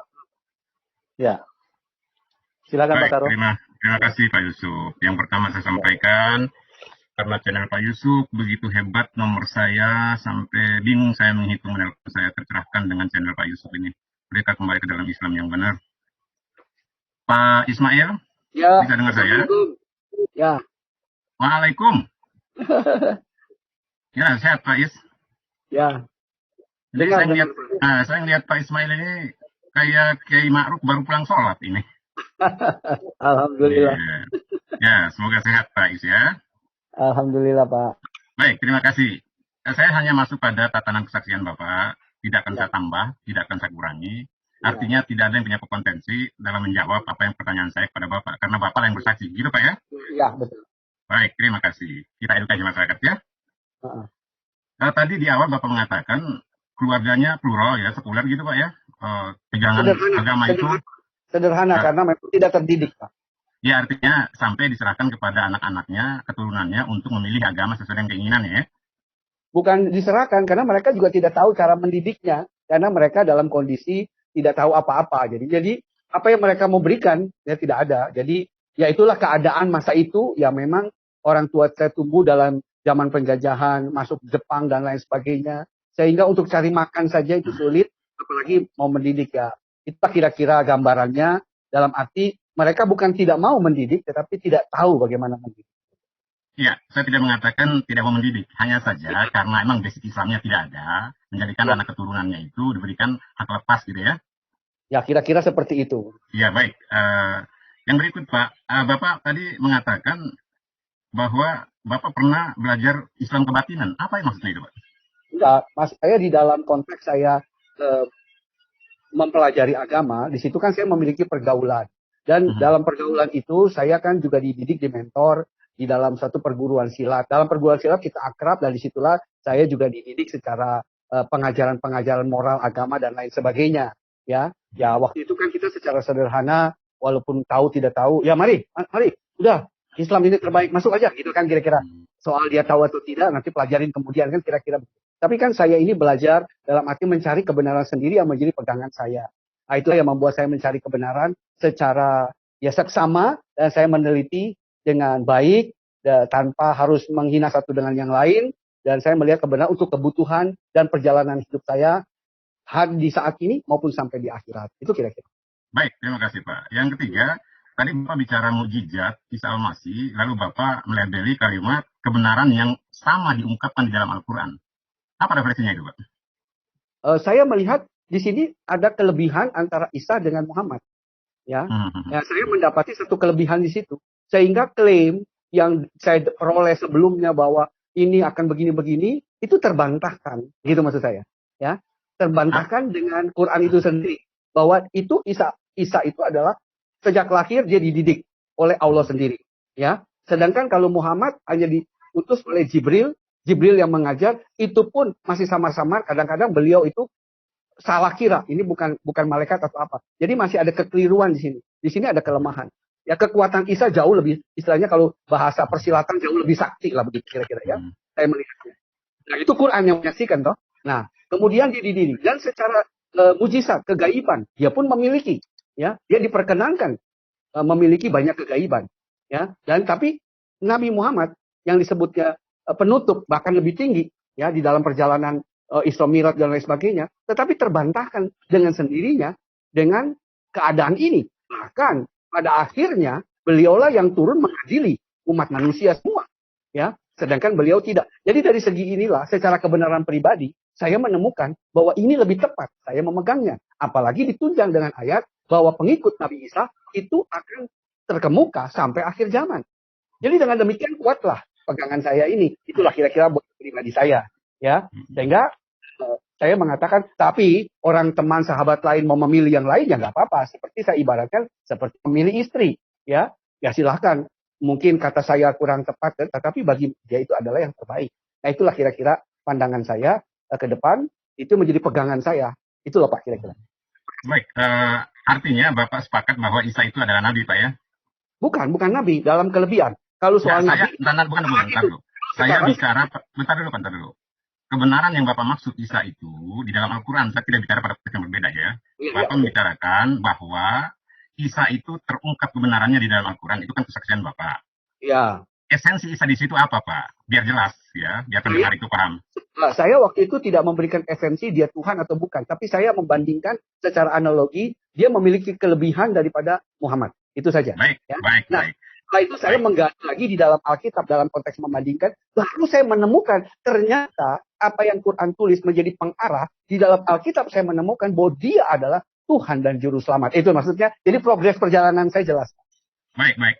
Justru menarik kalau ini ada tambahan dari Bapak. Pada saat Bapak Islam, Bapak justru memberikan komparasi terhadap kitab lain tentang Isa. Maksud Bapak gimana, Pak? Ya, antara saya waktu mempelajari Islam, saya mengkomparasi antara posisi Nabi Muhammad dengan Isa. Nah, Isa kelebihannya jelas, lihat Isa jauh di atas segalanya. Itu kelebihan. Nah, berarti dengan atas segalanya bahwa dia adalah dimuliakan dan lain sebagainya, itu terbantahkan dengan sendiri. Sehingga saya mencari korelasi bahwa ini karena Isa itu sumbernya dari Alkitab, saya mengarah ke sana. Dan itu di situ saya menemukan yang lebih dahsyat lagi. Nah, itu loh, Pak. Siapa yang bilang Isa itu sumbernya dari Alkitab? Loh, karena kan itu Injil, Pak. Isa membawakan Injil. Kan Quran sendiri menulis, dia diturunkan oleh Allah membawa Injil. Kitab yang mana yang Bapak maksud ini, Pak? Saya begini, Pak. Kalau soal kitab, dalam Quran sendiri tidak pernah dijelaskan bahwa Injil yang beredar saat itu, yang dipegang oleh itu palsu. Nggak ada. Nah, nanti, jangan, nggak ada justifikasi palsu, Pak, jangan. Maksud saya, komparasi Bapak tadi menemukan Isa di dalam kitab yang mana, Pak? Kitab Quran. Dalam kitab Quran dijelaskan kan, dia punya kegaiban, dia punya bisa Bukan membentuk. komparasi Bapak dengan kitab yang mana sehingga Bapak temukan Isa. Tidak ada. Baik, Quran baik. menjelaskan. Quran Baik. menjelaskan dalam surat Maryam dan lain sebagainya. Sedangkan dalam Iya. Quran juga dijelaskan bahwa Nabi sendiri tidak mengenal tentang iman. Dia tidak Iya. tahu tentang iman. Dia tidak mengerti kegaiban. Dia Bapak dapat tidak- ayat dari mana, Pak? Iya, baik, udah jelas, Pak. Itu Bapak dapat ayat dari mana, Pak? Bahwa Allah itu melebihkan Isa. Dari mana, Pak, dapatnya? itu nggak ada. Itu kan terlihat Ada, kan? bukan, itu kan terlihat jelas. Jelas, Pak. Kalau Isa itu dapat berbuat mujizat, itu kan sudah diceritakan. Nggak perlu saya tanya dengan yang lain. Itu Artinya Bapak udah memberikan justifikasi yang baik bahwa Isa adalah Nabi. Bapak juga tidak berani mengatakan bahwa Isa itu Tuhan, ya? saya tidak masuk ke sana. Baik, terima kasih. Artinya, penonton mendengar, Bapak itu hanya mengatakan Isa itu bermukjizat. Walaupun Isa itu mengaku hanya atas izin Allah. Kan itu ayatnya, Pak, ya? Dia punya kelebihan. Kelebihan atas Itu nggak bisa kita bantah. Isa menghidupkan burung dari tanah liat. Ya, Betul. menghidupkan orang mati. Tapi kan pengakuan ujungnya itu kan atas izin Allah. Gitu, Pak, ya? betul. Baik, sepakat, Pak, gitu ya? Semua atas izin Allah, Pak. Artinya Iya. semua sekarang pun hadir karena izin Allah. Ya, saya fokus pada Isa saja, jangan ganggu komparasi ke kita, karena kita membahas Isa saja. Jadi, Oke. Selanjutnya saya mencari kebenaran yang lebih dalam. Karena Isa berkaitan dengan Injil. Dan saya mencari dalam kitab Injil. Ya, saya menemukan hal-hal yang lebih besar. Dan itulah yang membuat penetapan dalam diri saya. Saya mengambil Isa sebagai pegangan saya. baik. Terima kasih, Pak. Yang terakhir, kalau masih boleh, Pak Is. Masih boleh, Pak Is? Ya, bolehlah. Baik, ya. Tadi saya dapat kalimat kesaksian Bapak, terlalu banyak kesusahan di dalam Al-Quran, sehingga Bapak dapatkan banyak kontradiksi di dalamnya. Atau berikan satu ayat, benturannya dengan ayat yang mana, Pak? Sehingga Bapak memberikan kesimpulan bahwa terlalu banyak kontradiksi itu. Silakan, Pak. Kontradiksi dari segi silsilah, Pak. Jadi begini. Dibuka saja ayatnya, biar kita bicara data, ayatnya mana? Kalau ayatnya terus terang saya catat, saya mesti tinggalin dan saya mesti bawa. Ini Isa aja. Kalau Bapak sudah baca Quran, Bapak akan tahu. Saya kasih contoh begini. Hari ini nih Pak ya. Hari ini nih Pak, tanggal 22 jam 10.40 ya kalau tidak salah. 23, Pak. 10.40 ya Pak. Saya bicara Ya. dengan siapa nih Pak? Dengan siapa saya bicara? Sahrul Muhammad Saleh. Sahrul Muhammad Saleh. Baru pertama kali saya jumpa di channelnya Pak Yusuf Manubulu. Betul Pak? Insya Allah. Seandainya saya cerita, saya nih yang cerita 30 tahun kemudian. Saya cerita nih 30 tahun kemudian. Bahwa kepada, seandainya saya masih hidup. Ya Bapak juga masih hidup. Saya cerita kepada anak cucu saya. Anak cucuku, aku ketemu Sahrul Muhammad di Yusuf Manubulu. Itu pada bulan Januari. Ya. Tahun 2000. Ya. Kira-kira saya bicara benar atau salah Pak? Salah, Pak. Salah. Salah ya betul. Atau kalau saya Sorry, bicara lagi minum, sorry. kalau saya dianggap benar, berarti bukan saya yang asli yang ngomong. Betul tak? Ya. Berarti Pak Ismail yang diserupakan. Islamil diserupakan. Betul tak? Ya. Kalau saya yang asli ngomong, walaupun 100 tahun kemudian, saya mesti sama. Hari ini tanggal 23, engkong, ayah, apa, mbah, ingat mbah ketemu ini di channelnya Yusuf jam sekian, cerita tentang Quran. Itu tidak pernah berubah. Betul tak, Pak? Yup. Nah, itu dah. Ya. Nah, Baik. sekarang ilustrasi ini saya mau cek. Bapak cerita banyak kisah di dalam Al-Quran. Contoh, kisah ketika Nabi Musa ketemu dengan Allah. Itu pertama kali, Pak. Ketika dia bertemu di dalam satu surah, dia berkata, lempar tongkatmu. Dia lempar tongkat jadi ular. Kemudian masukkan tanganmu. Yang satu cerita berkata, masukkan tanganmu di ketiakmu. Yang satu berkata, taruh tanganmu di lehermu. Saya mau katakan, yang mana? Ini Allah yang cerita. Allah yang cerita orang lain. Kecuali orang lain yang ngomong. Kalau Allah yang ngomong mesti sama. Tapi saya dapati lain. Padahal kisahnya satu. Tentang Musa. Bapak boleh cek. Itu kisahnya banyak. Di berbagai surah. Enggak, biar kita bicara data, Pak. Buka ayatnya. Jadi biar jelas, kita bahas ayat itu. Jadi ilustrasi itu tidak bisa memberikan komparasi yang sama dengan ayat itu. Enggak, ini kisah, bukan ayat. Ini saya cerita tentang kejadian. Artinya bukan ayat ya. Bukan kejadian, Pak. Ini kan kejadian. Kita kan bicara. Klaim Bapak kan kontradiksi nih. Ayat Al-Qurannya nih. Ya, Pak ya? Ya. Nah, jadi kontradiksi ini kita benturkan dengan ayat-ayat yang kontradiksi. Jangan bicara asumsinya, Pak. Gitu loh. Enggak, ini kan disebutnya cerita tentang hal yang kontradiksi. Saya kan ambil dari tadi, saya katakan dari segi historis. Seperti saya cerita ketika saya ketemu Bapak hari ini. Iya, saya paham, Pak. Saya paham, itu sangat rasional sekali. Siapapun bisa memahami ilustrasi itu. Saya hanya ingin agar pendengar meminta pertanggungjawaban Bapak terhadap justifikasi bahwa Al-Quran itu terlalu banyak kontradiksinya. Satu ayat saja biar kita bahas itu, Pak, maksud saya. Jadi kalaupun Bapak tidak bisa memberikan ayat, lain kali boleh juga. Ya, boleh saya bukti satu aja Pak Sarul. Boleh nggak saya jawab Pak Sarul? Satu aja saya buktiin sama Pak Sarul bahwa Al-Quran itu kontradiksi. Ya, Al-Quran mengatakan bahwa ayatnya di seri dengar dulu.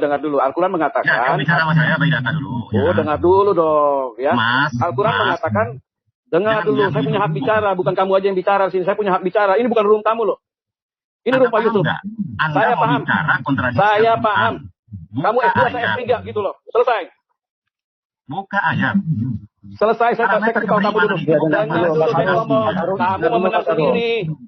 Loh, Anda mau bicara data dengan saya. Saya mau ngomong tuh sama kamu. Ada nggak ayat yang mengatakan bahwa Allah menciptakan Adam? Pak Yusuf, ini orang mau menjawab tentang ketidaksanggupan narasumber, bukan datanya. Bukan. Narasumber dari kamu membangun narasi yang tidak benar loh. Kamu salah, itu salah. Kan angkat tangan tadi. Tidak angkat tangan, kamu salah. Tidak ada yang namanya penjelasan. Salah kamu. Saya mau jelasin sama kamu justru. Saya mau jelasin. Kalau kamu punya otak, kamu ngerti. Saya jelasin. Diturunin dulu aja, sebentar. Diturunin dulu aja Pak Sarulnya, Pak Yusuf.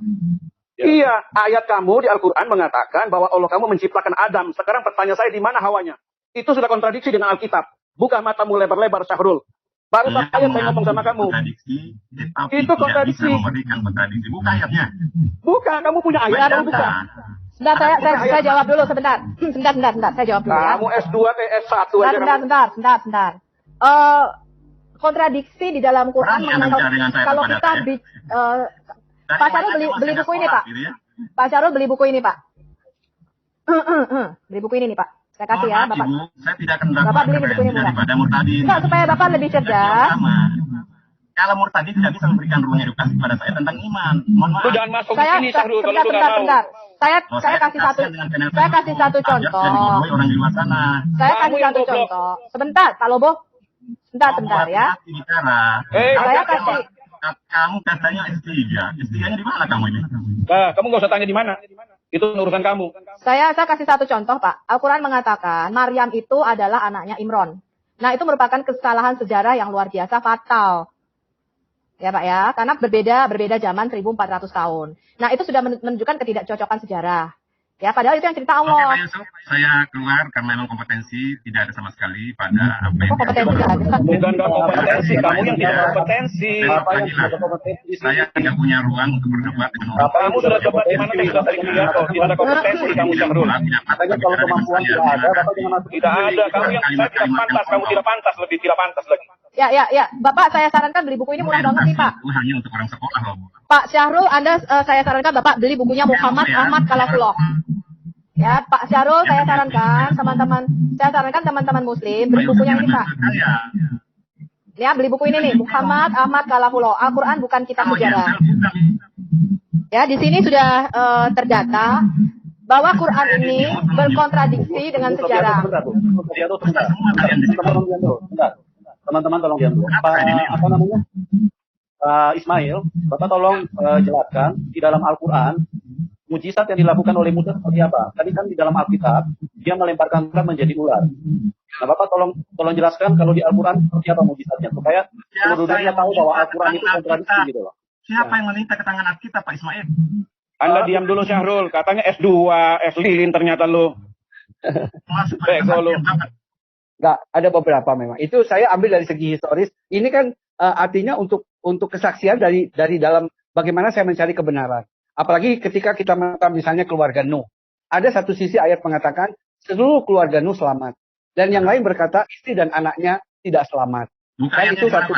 Buka ayatnya Pak. Aduh, ayatnya nih. Kalau Bapak udah baca. Hati-hati bicara Islam dengan saya Pak. Hati-hati.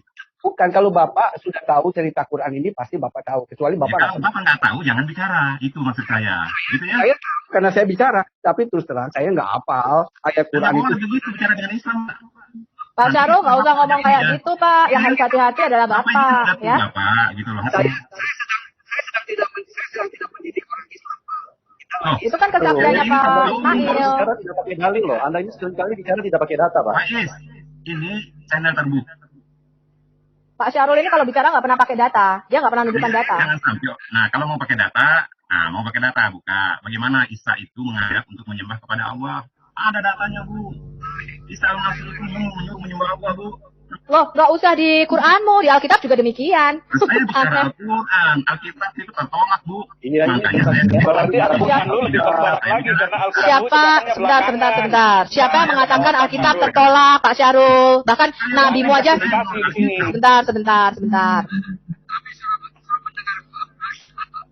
Kan mungkin saya menerima Alkitab, pasti tertolak karena saya Muslim.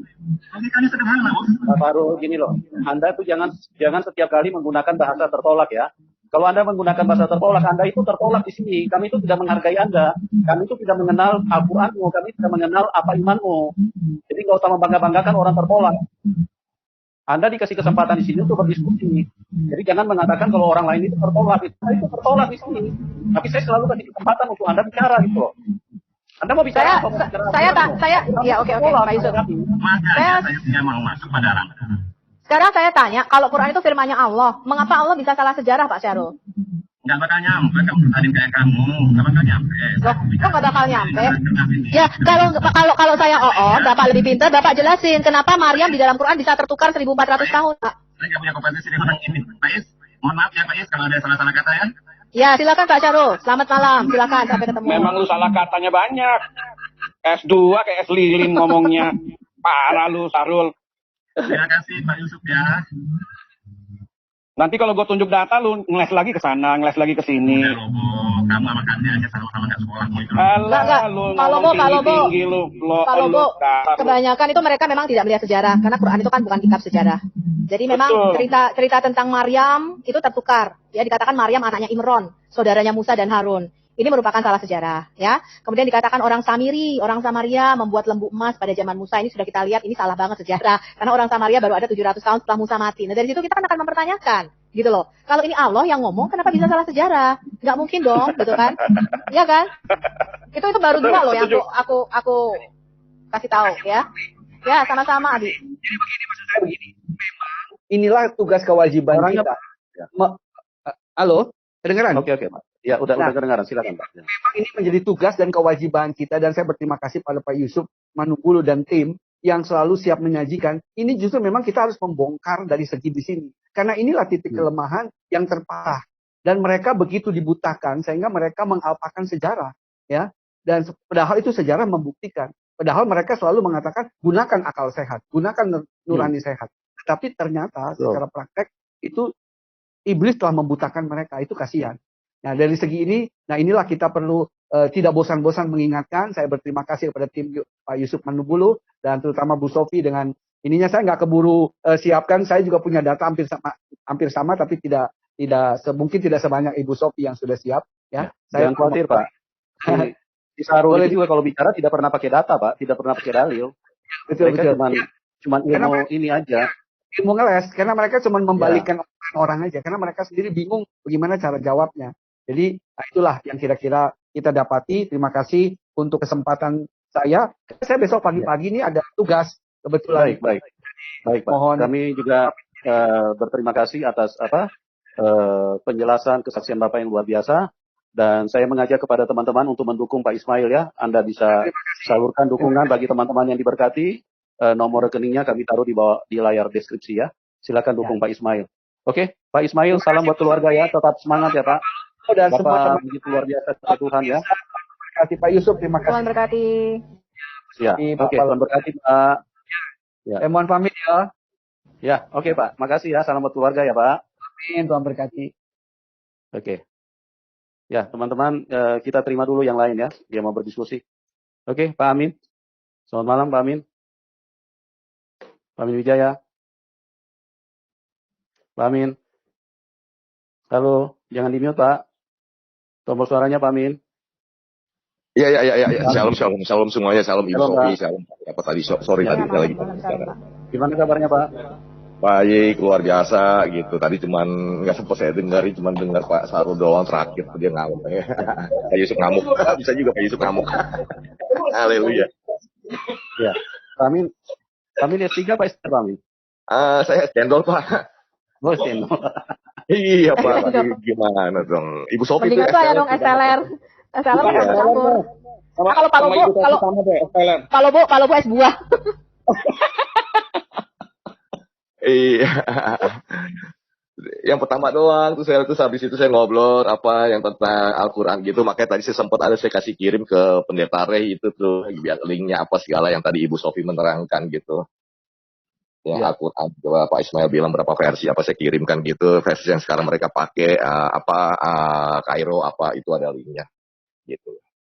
Ya itu kebanyakan memang generasi muda sekarang nggak tahu Pak. Jadi karena mereka terbrainwash, mereka nggak pernah belajar sejarah. Nah, itu repotnya itu. Iya, gini Bu, Pak Yusuf boleh minta waktu bentar gak? Boleh, silakan Bang.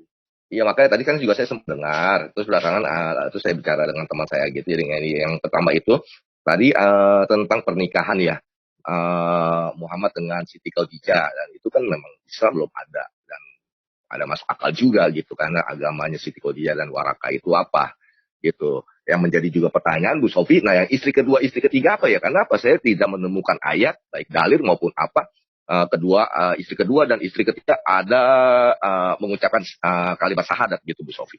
Gitu. Ya kalau mengenai pernikahan antara Khadijah dengan Muhammad, sebenarnya kalau banyak murtadin ya memang dari Islam, kalau yang mereka berpikir ya seperti Pak Ismail ini, mereka memang sudah tahu itu.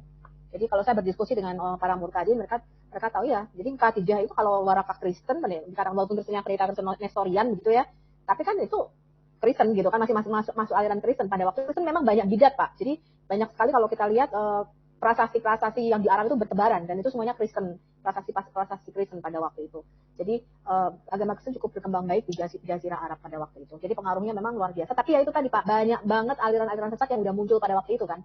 Gitu. Jadi kita nggak tahu pada waktu itu Warakah ini seperti apa, karena kan Warakah menulis Injil. Nah, Injil yang seperti apa nih? Karena kan kita nggak tahu kok jadi masuk ceritanya kecampur-campur begitu.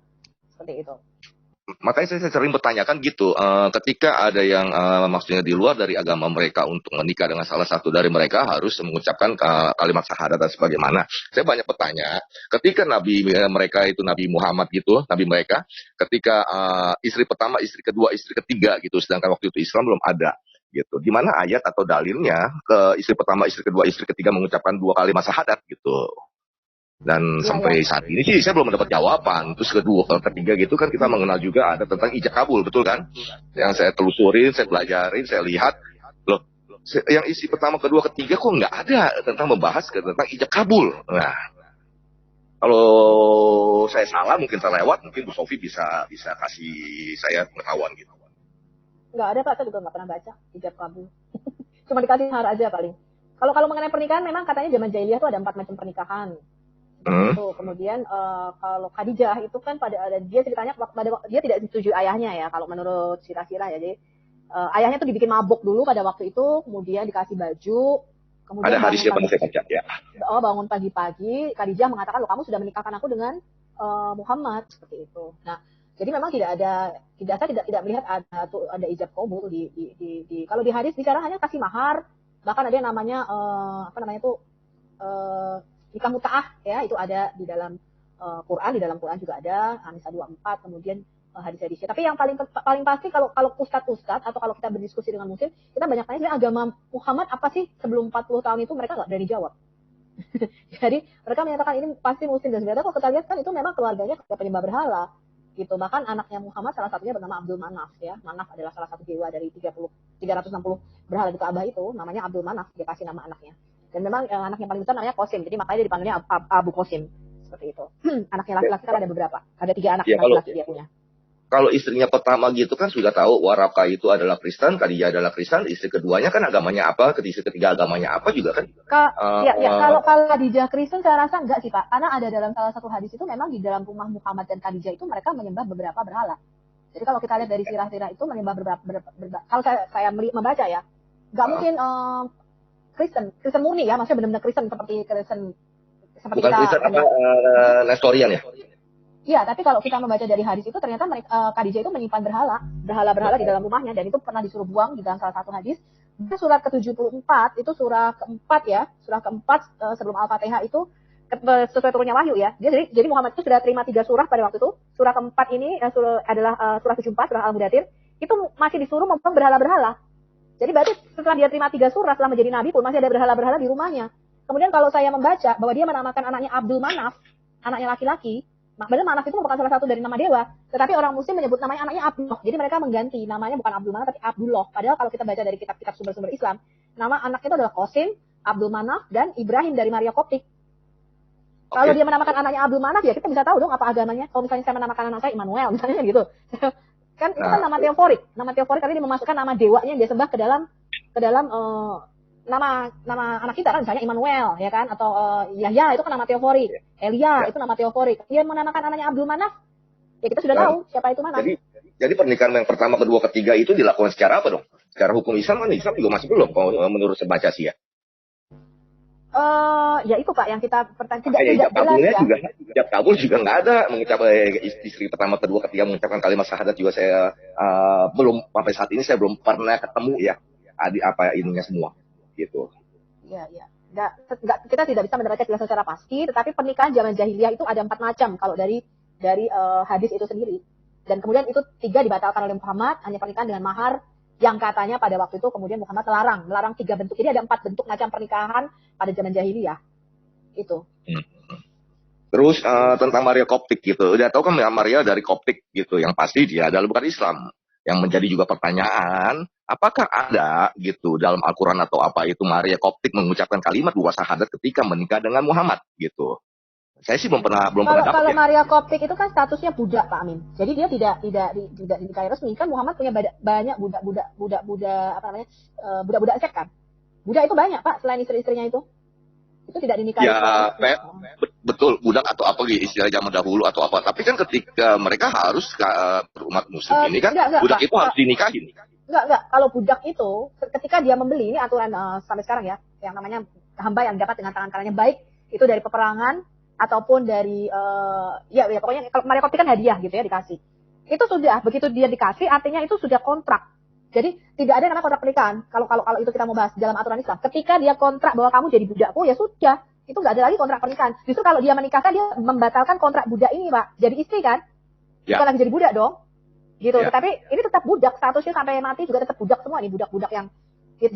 Jadi dalam Islam itu begini, kalau ini budak, kamu nggak boleh menikahinya. Sebab kalau kamu menikahinya, kamu membatalkan kontrakmu dengan dia sebagai budak.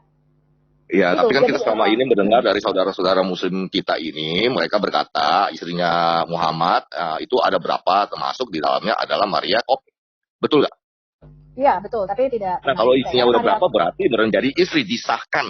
Tapi saya juga belum ada ketemu misalnya pernikahan beliau dengan Maria dari Koptik misalnya ya gitu ijab kabulnya pernikahannya kayak apa terus mengucapkan kalimat wassadah seperti yang saudara muslim lakukan pada saat ini gitu saya belum menemukan gitu.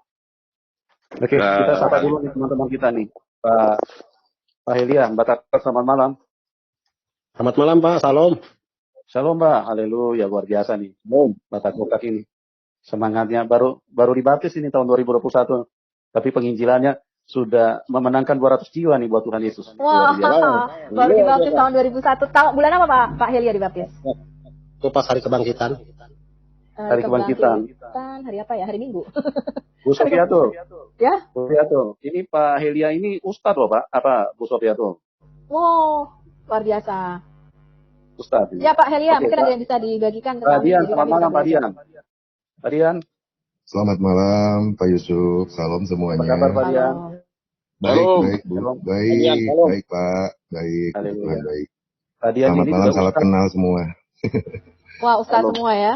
Ustadz juga. Beliau ini pernah digendong Tuhan Yesus pada waktu sakit parah tidak bisa bangun selama 3 bulan.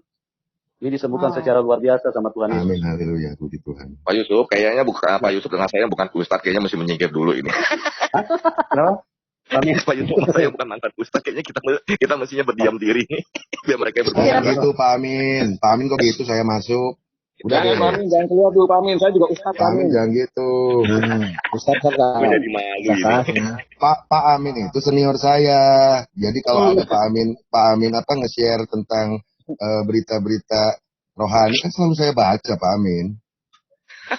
Ya, betul. Senior aki-aki dong. Itu udah Iya, aki-aki katanya Pak Yusuf. Bapak-bapak leluhur. ilmunya Kalau sudah saya- ini. Saya perlu Kalau banget saya ini belum apa ada yang bantuan. ini rohani. Ya, ya. Ada mau di-sharingkan mungkin atau gimana Pak? Ya, Mbak Takokak silakan. Mbak Takokak, apa yang mau di-sharingkan, Mbak? Silakan. Kalau menurut saya sih yang tadi diceritakan oleh Pak siapa itu yang narasumber, Mayo. Pak Ismail Mayo. ya katanya bernubuat ya. Jadi kalau namanya nabi itu bernubuat. Itu bernubuat, jadi ada kelebihan dan memang kalau saya lihat di Al-Qur'an sendiri tidak berbohong juga ya, seperti itu tidak berbohong. Itu kurang lebih mungkin ada lebih banyak ayat yang menceritakan Isa Al-Masih dan kelebihannya. Jadi mujizatnya nyata mujizatnya. Terus dia memang mereka walaupun tidak diterangkan bahwa dia Tuhan, tapi diterangkan adalah roh Tuhan. Roh Allah di surat 66 ayat 12. Jadi kalau Allah itu tidak pernah berbohong, dia mengucapkan kalimat yang benar di surat 19 ayat 34. Firman Allah juga dia di surat 3 ayat 45. Persamaannya mungkin di Yohanes 1 pasal 1 ya. Itu Ya, ya. kalau di sana mungkin di surat 3 ayat 45. Firman Allah dia atau di surat 4 ayat 171 ya. Itu memang bisa Ya. menyembuhkan orang sakit. Pak Helia, mau Ya, tanya betul. dong, kan selalu kalau kita ngomong ke teman-teman, saudara-saudara kita, itu mereka keberatannya begini, Isa itu kan kalimatullah, tapi bukan kalamullah. Nah itu bedanya apa sih, Pak Helia? Kalau kalamullah itu kan diturunkan menjadi kalam nafsi. Gitu. Kalau kalimatullah itu Tuhan yang berkata-kata. Pada awalnya Tuhan yang berkata-kata. Gitu. Jadi berbeda. Sebenarnya sama aja ya, karena kan Quran juga disebutnya kalimatullah juga sebenarnya. Tidak, kalau Quran itu kalam nafsi. Kalam yang tertulis. Kalau firman Allah, kalimatullah beda. Tuhan yang berbicara melalui media. Itu teknologinya Tuhan lah kalau dibilang teknologi Tuhan. Teknologi Tuhan kepada Isa, bagaimana caranya manusia bisa mengerti, ya menciptakanlah teknologi seperti itu yang tidak bisa dimengerti oleh orang Muslim sampai sekarang. Itu loh, itu ya kalau bahasa teknologinya teknologi lah, teknologi Tuhan melalui itu. Karena kalau Tuhan turun ke bumi, kalau tidak memakai media, memang ada di surat As-Sajdah ayat 5 ya, Tuhan pernah turun ke bumi dengan sekian waktu lamanya. Gitu. Kemudian urusannya sudah selesai kepadanya, naik kepadanya, Tuhan kembali lagi ke Arasil Majid ke sana. Jadi Tuhan pernah turun ke bumi, yaitu Isa Al-Masih. Kenapa tidak sadar ini? Harus sadar sebetulnya dari sekarang nih. Makanya saya mengikuti. Saya pernah baca Al-Quran memang sudah lama. Kalau saya tidak baca Al-Quran, nggak mungkin saya bisa ditunjukkan. Karena memang Al-Quran itu kitab petunjuk. Itu. Zalikal kitabul la raiba fihi hudal lil muttaqin. Sesungguhnya kitab ini aku turunkan bagi orang-orang yang bertakwa, diturunkan sebagai petunjuk bagi orang-orang yang bertakwa. Petunjuk mau ngapain lagi? Menunjukkan apa? Menunjukkan surat 3 Al Imran ayat surat Al Imran ayat 3 ya, surat 3 ayat 3. Nazal alaikal kitab bil haqqi musaddiqan lima baina yadayhi wa anzala Taurat wa Injil, menunjukkan Taurat Injil kebenarannya. Nah, ini kadang-kadang ya begitulah kira-kira. Mudah-mudahan Ya kita tadi kalau berdirilah. kita berdiskusi dengan Media Channel juga susah gitu, karena dia mau ngambil hanya separuh, saya cuma mau ambil separuh Taurat, separuh Injil yang benar, dia bilang gitu. Jadi ada yang sebagian nggak benar, ada yang sebagian benar, menurut dia begitu. Jadi ada jejak-jejak kebenaran katanya gitu di dalam kitab kita sekarang. Seperti itu. Tidak bisa firman Tuhan separuh-separuh. Nah itu tadi yang kita juga betul, Pak. Jadi kita juga diskusi loh. Kalau kamu mau terima ini, kamu terima semua, tolak gitu. Berarti anggap aja kitab semua palsu. Oh nggak bisa gitu. Tetap ada yang benar lah. Yang benar kan kamu, bagaimana kamu bisa memilih gitu kan? Bagaimana kamu bisa memilih ini firman Tuhan ini enggak, ini firman Tuhan ini enggak kan? Ya, apa bedanya dengan orang Yahudi yang disenangi baru diambil, yang tidak disenangi baru dia tolak atau dirubah? Itu sama dengan orang Yahudi pada zaman Isa kan, pada zaman Yesus di situ. Apa bedanya? Itu kan menurut saya kan. Jadi memang dalam hal ini jangan ada yang ditolak, kamu tolak sekalian. Kalau mau tidak ya tidak gitu. Saya juga kemarin iya saya berdiskusi, katanya hadis ada yang palsu dan sebagainya. Padahal kita sudah mengambil dari hadis sahih 6 kitab Sitah itu. Terus saya mengatakan begini, saya bilang sedikit lagi mengkamirkan adonan. Kalau bagi kami umat Kristen, kalau di kitab itu palsu, sekalipun itu hanya 2 ayat, itu kami buang. Saya bilang, kami nggak pakai. Makanya kami tidak memakai Injil Maria Magdalena, Injil Thomas. Ada kebenaran nggak? Ya mungkin ada, kan dia cerita tentang Yesus begini-begini. Tapi kan banyak cerita yang juga yang dicampur sama dia merupakan dongeng-dongeng yang tidak benar, fiksi. Itu kami sama sekali buang. Bagi kami, kitab Injil Barnabas, kami sama sekali nggak pakai. Kami walaupun di situ dia ada cerita benar, tapi dicampur dengan ketidakbenaran, itu bagi kami sedikit lagi sih mengkamirkan adonan. Saya bilang, kalau kami terima kitab Yahudi, saya telan bulat-bulat dari Kejadian sampai Wahyu, saya tidak mungkin ada ayat yang saya tolak. Itu kalau menurut saya ya, Pak Helia. Jadi kalau kamu tolak, ya kamu tolak semua, nggak bisa kamu campur-campur ayat yang palsu, kamu campur dengan yang asli, atau yang baik kamu campur dengan yang buruk. Saya bilang, kamu bikin roti aja gitu ya, roti tepung 1 kilo, kamu kasih racun cuma 1 sendok, itu udah mengkamirkan semua adonan. Bagaimana bisa kamu memilih mana yang keracunan dan mana yang tidak? Aku bilang seperti itu, Pak Heli. Ya betul Bu. Jadi memang membaca Alkitab itu kalau tidak dibimbing oleh Roh Kudus itu tidak akan bisa masuk. Akhirnya mencari keganjilan, akhirnya mencari kesalahan di situ. Jadi padahal di Quran juga sudah ditunjukkan ya. Di Quran juga sudah ditunjukkan kalau membaca Injil itu harus pakai Roh Kudus. Lalu ditunjukkan di surat 2 ayat 253 itu di Quran itu ada. Tapi nggak tahu mengakui atau tidak ya. Yang jelas dilewat-lewat saja mungkin. Atau memang dia tidak mengerti. Saya kurang paham juga. Kalau saya mengerti gitu maksudnya. Pak waktu itu yang pernah diskusi dengan saya waktu itu masih Muslim ya, Pak Yusuf ya? Iya betul. Oh sekarang? Oh udah dibaptis ya? Ya sudah. Oh puji Tuhan.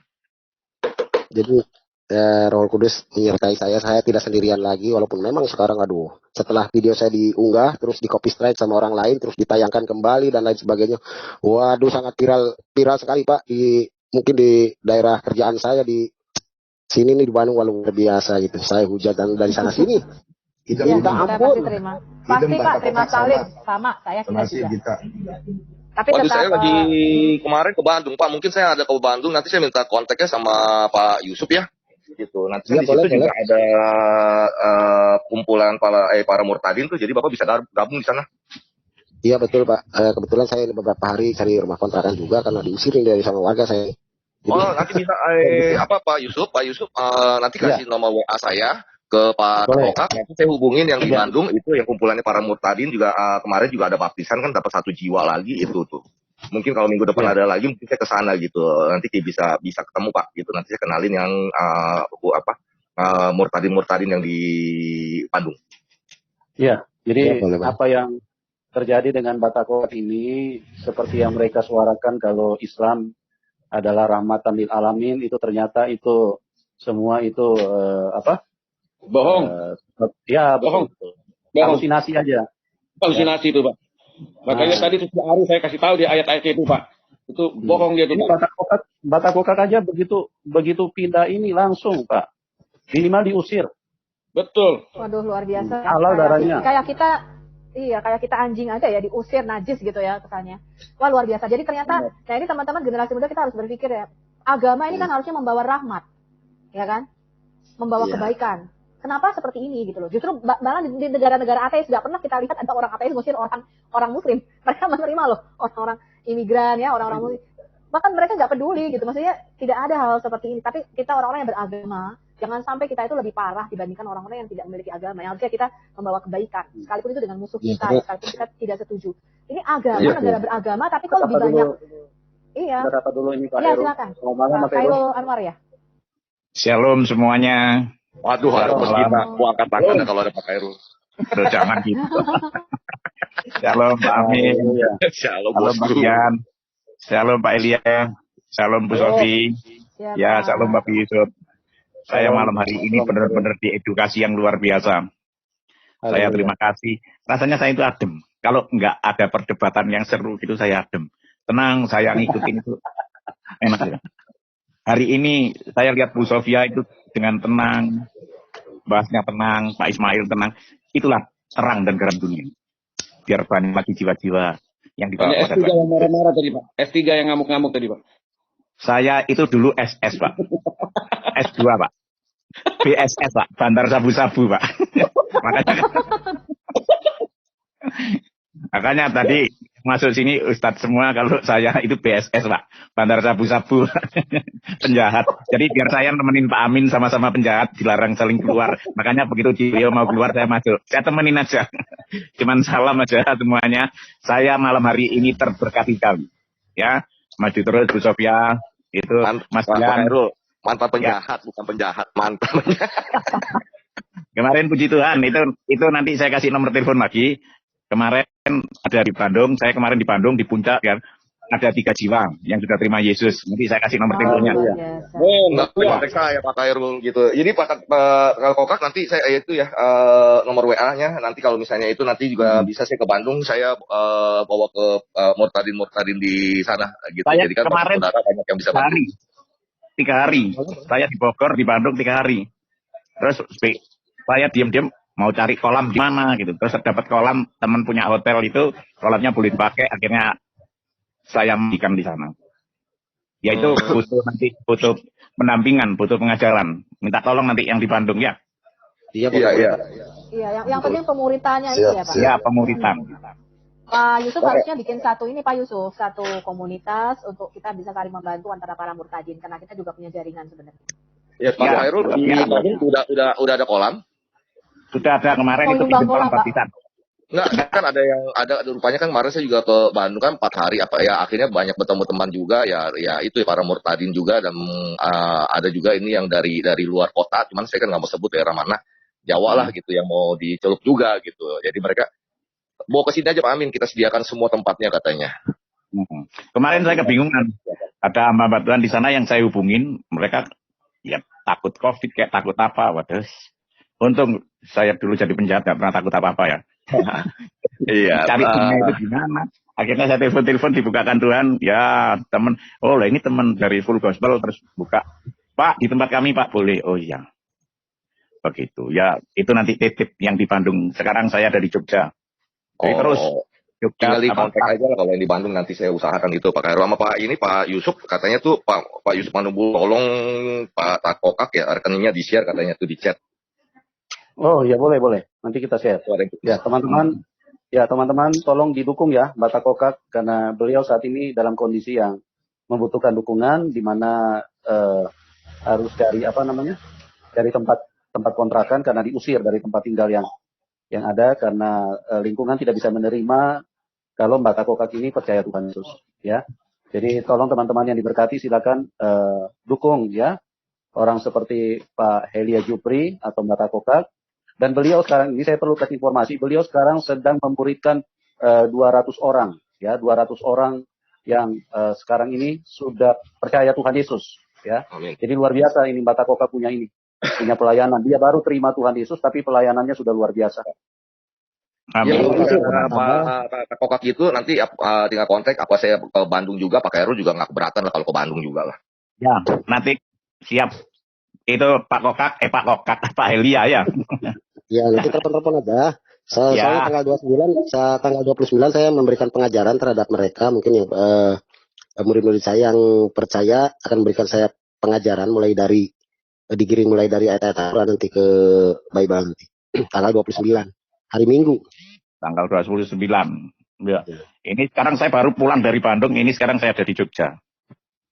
Waduh, nggak keburu Pak ya, sebentar lagi di tanggal 9. Iya, saya balik tadi malam dari Bandung. Ya, Ya, balik Pak, aja nanti ke Bandung. ini Kebanyakan sih orang-orang tua Pak ya.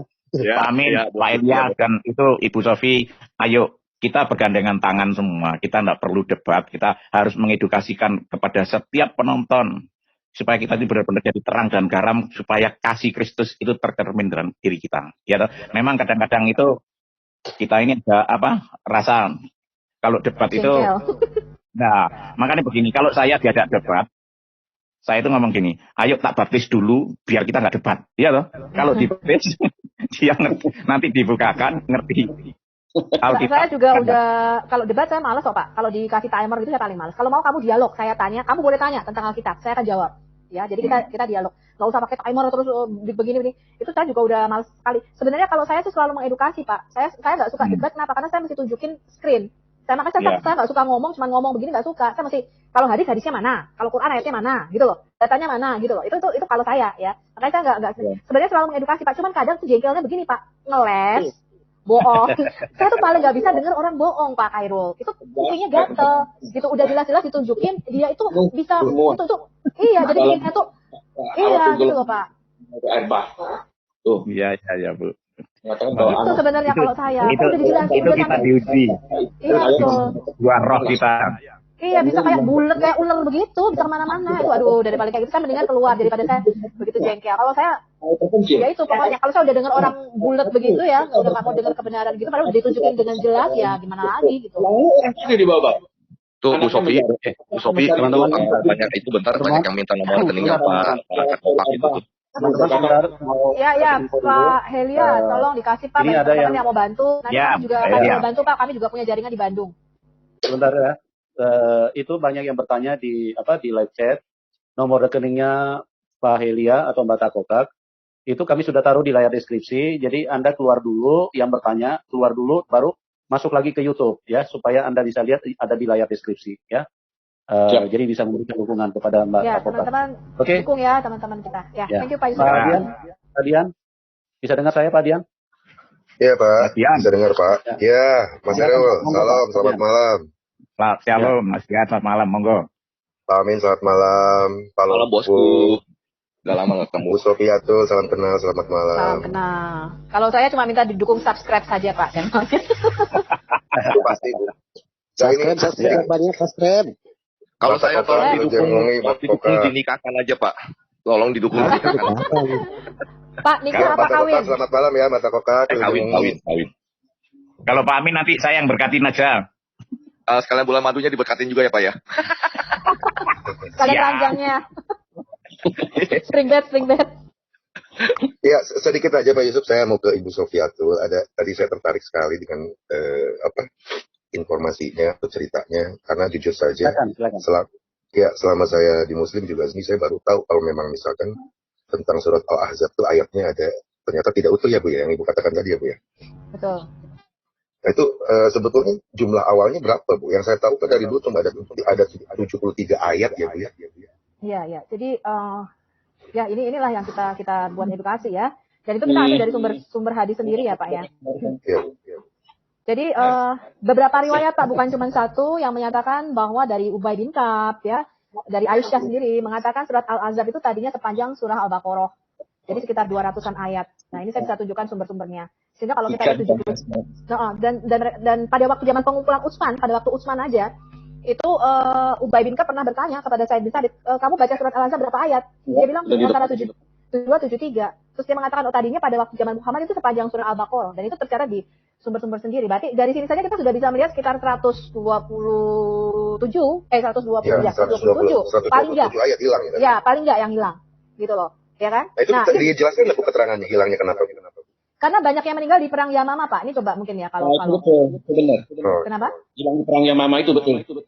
Iya, para penghafal Al-Quran banyak yang meninggal betul. Iya, betul. Iya, jadi ini Pak, ini Umar bin Khattab. Jadi pada waktu bukan hanya perang Yamama ya, karena Karena kalau kita melihat ini sebenarnya aneh, karena perang Yamamah itu ternyata kalau kita telusuri hanya 2 yang akurat menghafalkan Quran. Jadi pada waktu setelah perang Yamamah pun itu sebenarnya masih banyak penghafal Quran yang hidup. Tapi jadi ternyata kalau kita melihat dari laporan ini, memang mereka tidak menghafal seluruhnya. Pasti hanya menghafal potongan-potongan ayat, sehingga perlu dikumpulkan. Jadi tidak ada cerita orang menghafal, oh kami umat Islam, kan mereka klaimnya gitu.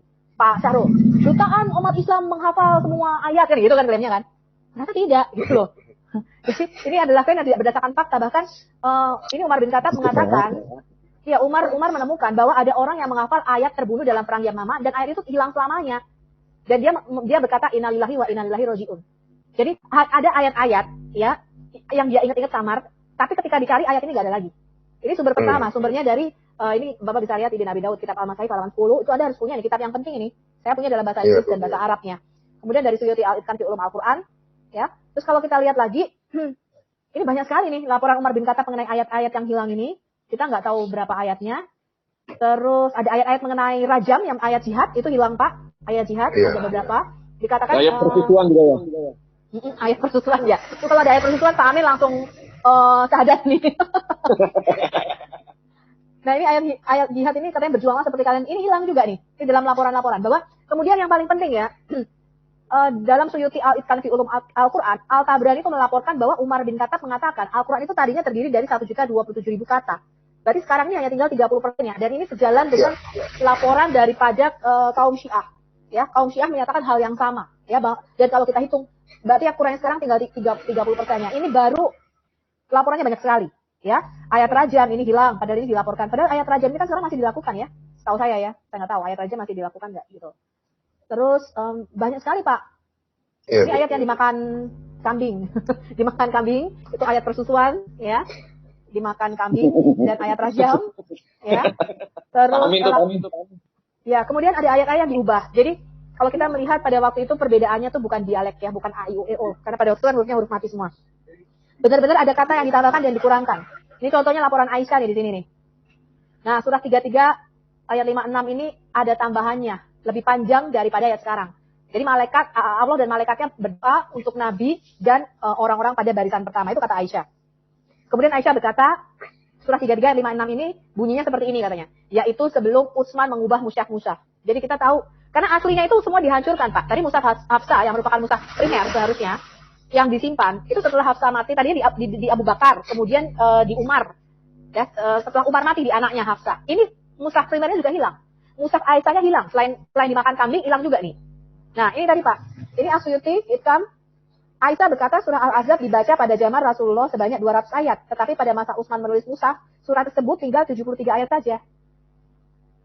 Nah, ini gimana ini? Ya, saya nggak mau ikut-ikut, saya hanya membacakan apa yang dari sumber-sumber Anda ini ya. Anda cari sendiri ayatnya, saya nggak tahu di mana ya. Kemudian ada ayat yang turun dan itu sudah hilang bersama dengan beberapa orang yang mati dalam perang Yamamah, kebanyakan ya. Terus nih, ada ayat-ayat yang banyak nih. Oh, gini Pak, nih ada yang mengatakan demikian nih. Abdullah ibn Umar menyatakan banyak bagian Quran yang telah hilang. Ini dari Suyuti Al-Itqan fi Ulum Al-Quran volume 3 halaman 8182.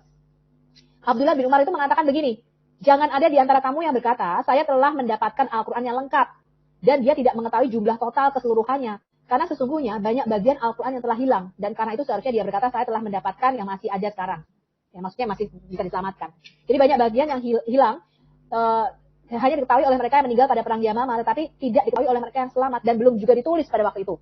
Ya, juga tidak diketahui oleh Abu Bakar, Umar, ataupun Utsman, tidak didapati pada waktu mengumpulkan Quran. Jadi ini ada di dalam Ibn Abi Daud kitab Al-Masahif halaman 23. Jadi memang kalau kita lihat berarti nggak benar kalau dikatakan oh kan umat muslim jutaan umat muslim di seluruh dunia menghafal Quran. Ini buktinya laporan ini ini orang-orang awal ini kan sahabat-sahabat Nabi nih, Ubay bin Ka'ab. Nah, ini tadi yang dikatakan nih.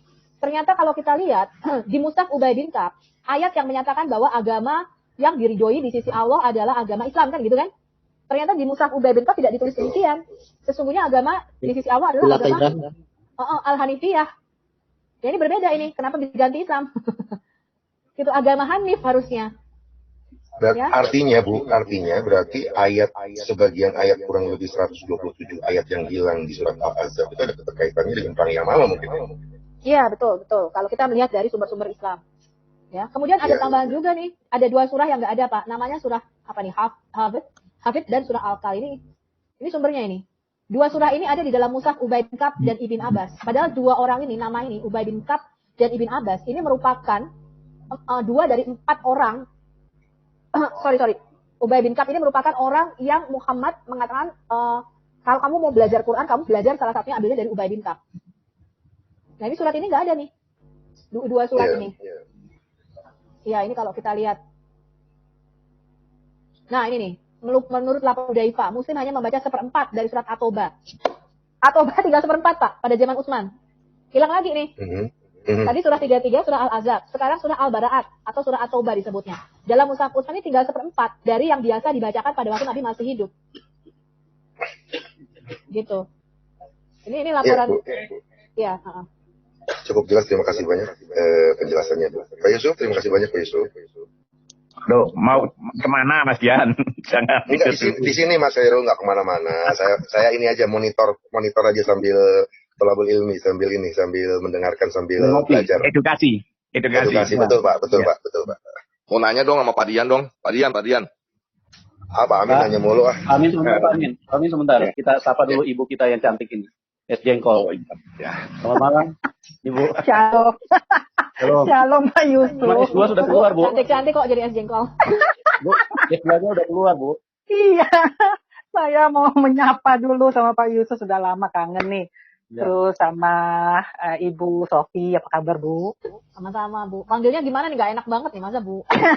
Ya udah panggil nama saya Nakayama juga nggak apa-apa. Oke.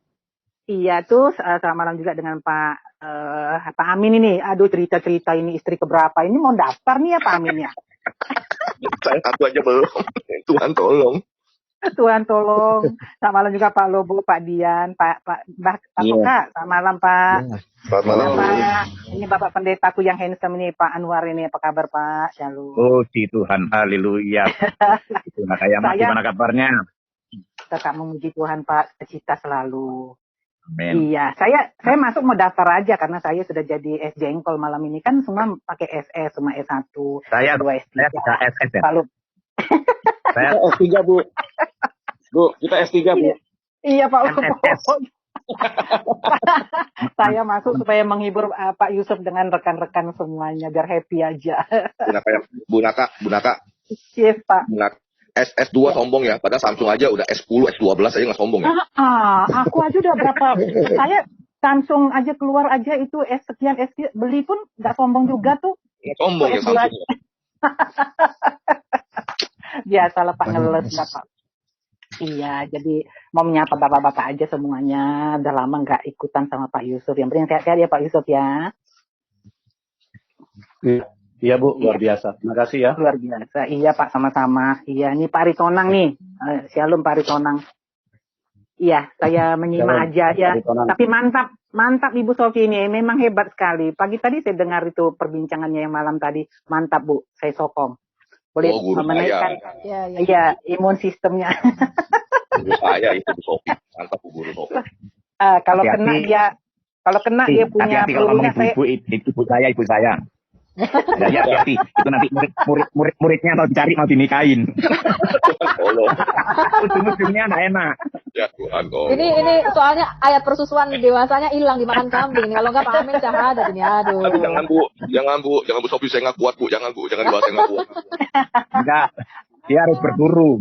Masa bikin malu aja cerita satu aja belum. Saya aja sudah 14 kali ya. Kalah sama Pak Pendeta ya. Tapi Pak Khairul katanya, Amin kamu ke tempat saya sediakan 4 katanya. Tenang Enggak, satu, nggak boleh. Pak Amin tenang. Pak Khairul, Anwar harusnya gini dong, ini 14 gue kasih 1 ke lu. Itu mantan Bu, itu dulu Bu, sekarang kan tulang rusuk Bu. Kalau 13 dulu, saya 13 itu kan tulang rusak, bukan tulang rusuk ya. Tapi kalau sekarang diajari Tuhan Yesus, itu menolong badan cuma 1 diambil tulang rusuk ya. Oh my God. Makanya Haleluya. Pak Aritonang disapa dulu nih. Pak Aritonang, selamat malam Pak Aritonang. Salam kemenangan Pak Aritonang. Salam kemenangan Yusuf. Haleluya. Gimana kabarnya Pak? Salam. Iya Pak. Jelas suara saya Pak? Jelas Pak, jelas. Jelas Bang. Sehat Pak, sehat. Salam Bu Sofiatul, Pak Lobo, Sehat Bang. Pak Amin Wijaya, Pak Dian, Pak Hela ini. Bunda Kayama dan Pak Khairul Anwar. Shalom Pak. Oke, siap Pak Ari Koran. Saya mau nanya ini aja lah Pak. Tadi apa mau minta nomor Pak Yusuf mau minta nomor rekening narasumber tadi sama Pak Elia. Nah di berkat chat kita bagi-bagi berkat Pak sedikit-sedikit ya. Kita kan ya mau ngasih sama yang melayani, kita hanya bisa mendukung. Karena kita tidak bisa melayani, kita hanya mendukung aja. Nah kalau Pak Amin pernah aku minta nggak mau ngasih tuh Pak. Pak, Saya mau ngasih Pak. Nomor saya nggak mau Pak. Sudah banyak yang. Pak Ritono nomor saya mau nggak? Nomor udah kasih Pak Diakonia masalahnya. Kata Pak Paul. Amin udah susah, yang penting sombong katanya. Kata Pak Paul. Enggak yang Pak Ritono. Enggak. Kalau Bunda Kayama enggak laku rupiah. Bunda Kayama rupiah enggak laku di sana, Bu. Iya, Bu. Iya, Pak. Iya, Pak Yusuf. Ya, itu nomor rekeningnya ada di layar deskripsi. Nanti kalau Bapak buka YouTube, Bapak lihat scroll ke bawah ya. Itu ada di layar deskripsi. Nanti Bapak kalau nonton YouTube, Bapak buka aja di situ. Nanti ada di bawah. Bapak pencet yang panah sebelah kanan, Bapak pencet. Nanti akan muncul di layar deskripsi. Sama Pak Yusuf, ya saya takut dibilang sombong, kasih tahu Pak Yusuf gitu. Amin Wijaya pasti kasih nomor rekening gitu, tapi dengan syarat 3 jam mintanya gitu. Pasti dikasih. Oh begitu. Kayak Pak Nehemia 3 jam, dari 2 hari. Iya, itu. Halo. Sebentar, kita terima dulu ini mungkin. Sebentar, kita terima teman dulu. Ya, Banding Agama, selamat malam. Banding Agama. Selamat malam. Di website Pak ya, berarti di YouTube, di YouTube-nya Pak ya, di YouTube. Di YouTube di layar deskripsi Pak. Nanti Bapak ada panah ke bawah sebelah kanan. Bapak klik di situ, nanti dia akan muncul di bawah itu ada nomor rekening narasumber sama Pak Elia ya. Teman-teman sekalian yang lain yang berkati silakan dukung hamba-hamba Tuhan yang mereka sedang dalam dalam kondisi yang perlu dukungan. Oke, Pak Banding Agama, Pak 10 Agama dulu 10 Agama, sekarang Banding Agama ya Pak? Iya. Ini tak bisa nih. Acaranya belum bisa nih, di COVID-nya masih belum bisa praktis lagi nih kasus ini. Takut tak sempat ini. Oh, sudah baptis Pak? Belum bisa bertemu. Oh iya. Tinggal calling aja, itu ada Pak Khairul Anwar, nanti bisa baptis.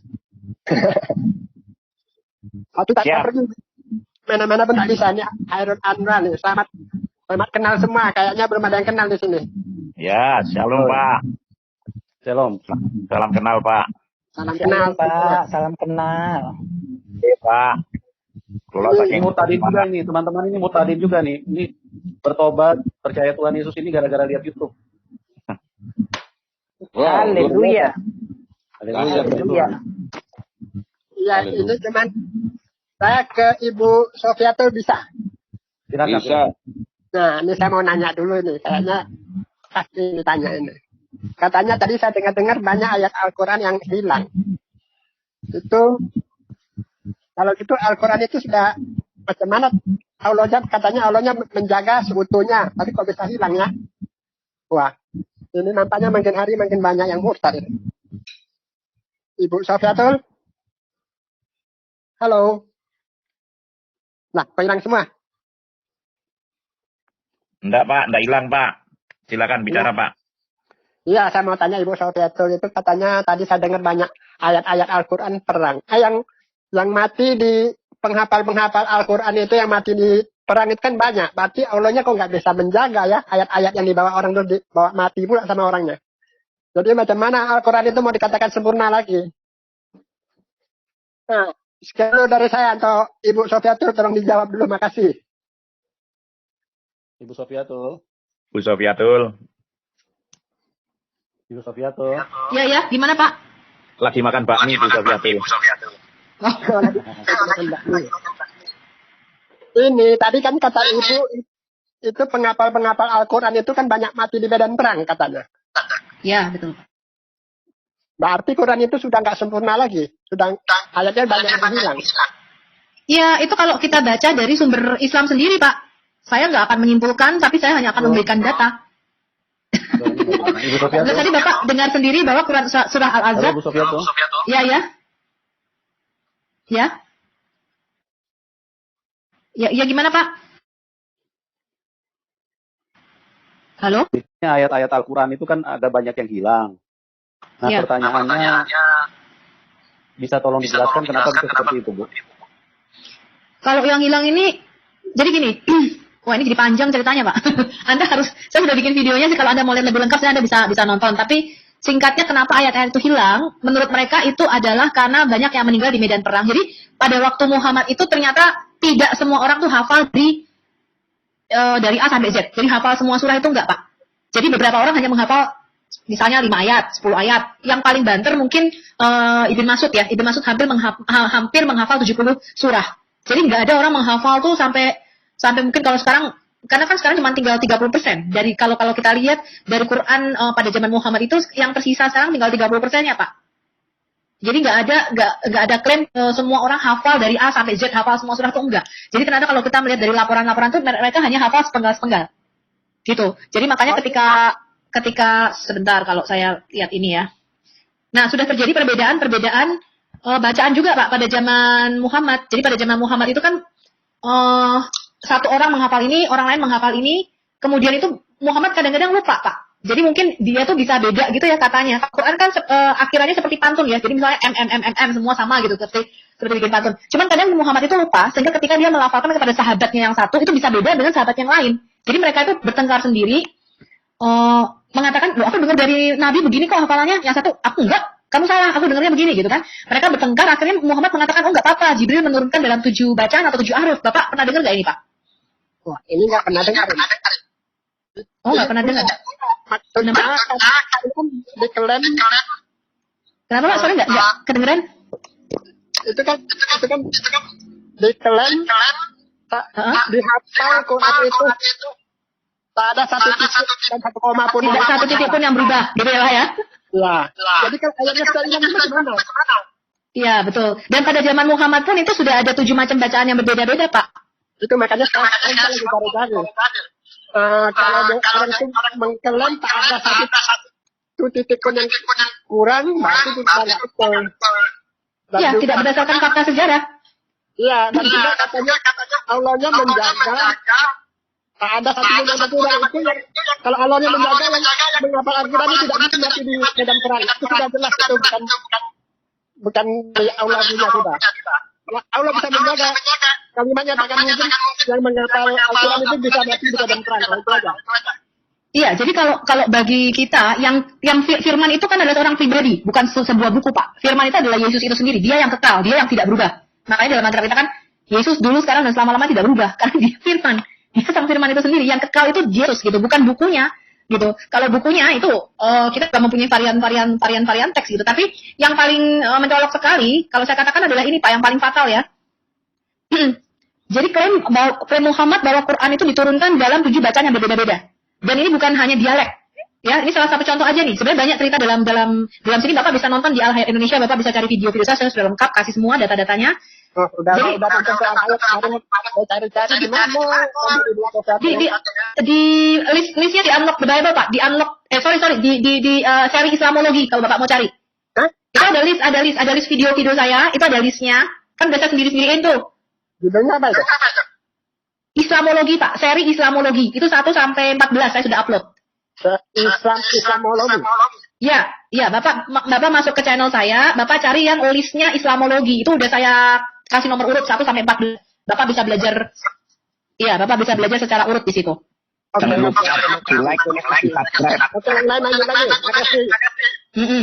Ya, ini sebenarnya salah satu yang saya yakin bahwa ini bukan firman-Nya Allah ya. Jadi ketika terjadi perbedaan-perbedaan ini sampai sahabatnya ini berantem loh. Ini kalau Anda lihat nih Umar bin Khattab sama Hisyam bin Hakim ini sampai berantem mengenai surah Al-Furqan. Ya, sampai mau dicekik nih orangnya ini. Kemudian datang kepada Muhammad, kemudian Muhammad berkata, nggak apa-apa, Al-Quran diturunkan dalam 7 ahruf atau 7 bacaan yang berbeda. Ya, padahal ini Umar bin Khattab dan Hisyam bin Hakim ini berasal dari suku yang sama. Jadi perbedaannya pasti bukan masalah dialek. Dan ini bukan hanya satu nih, laporannya banyak sekali. laporan mengenai perbedaan-perbedaan bacaan ini sampai Ubay bin Ka'b Ubay bin Ka'b mengatakan ketika terjadi perbedaan-perbedaan ini, dia mengatakan di dalam hatiku tuh masuk keraguan. Ya, sejak aku mengenal Islam yang belum pernah aku rasakan tentang Islam sejak zaman jahiliyah. Jadi Ubay bin Ka'b meragukan nih, kok bisa diturunkan beda-beda gitu loh, kok bacaannya bisa beda-beda, katanya ini kan dari Allah gitu kan. Gitu. Jadi sebenarnya seperti ini Pak. Dan mushafnya juga beda-beda, kalau kita lihat sudah terjadi perbedaan-perbedaan mushaf atau bacaan pada waktu itu. Oh, saya nggak tampilkan share screen ya, ini saya share screen apa enggak? Oh, share screen ya. Oke. Ya sekilas seperti itu Pak. Kalau ceritanya sejarahnya panjang, di dalam seri Islamologi itu saya sudah membuat urut, terutama seri 11 itu mulai bagaimana Muhammad menerima wahyu. Bagaimana seri berapa ya? Saya lihat nanti. Bapak cari aja bagaimana Muhammad menerima wahyu, mulai dari Muhammad menerima wahyu sampai kemudian 7 ahruf, ya pada zaman Muhammad sudah terjadi perbedaan bacaan.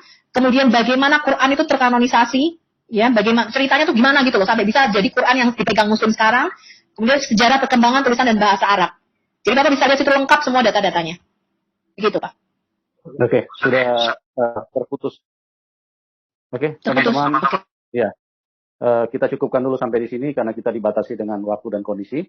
Terima kasih buat semuanya, Ibu Sofiato, Pak Lobo, Pak Amin, Mas Heru, Ibu Nakayama, Pak Elia, Pak Dian, Herdiana. Terima kasih ya. Semua jerilah kalian, Tuhan Yesus memberkati, Tuhan Yesus terus menyertai, mengurapi. Amin. Dan bagi teman-teman yang sudah masuk bergabung juga terima kasih buat semuanya. Tuhan Yesus selalu memberkati kehidupan kita semua. Dan kita berdoa di program selanjutnya dan salam kemenangan buat kita semua. Amin. Amin. Amin.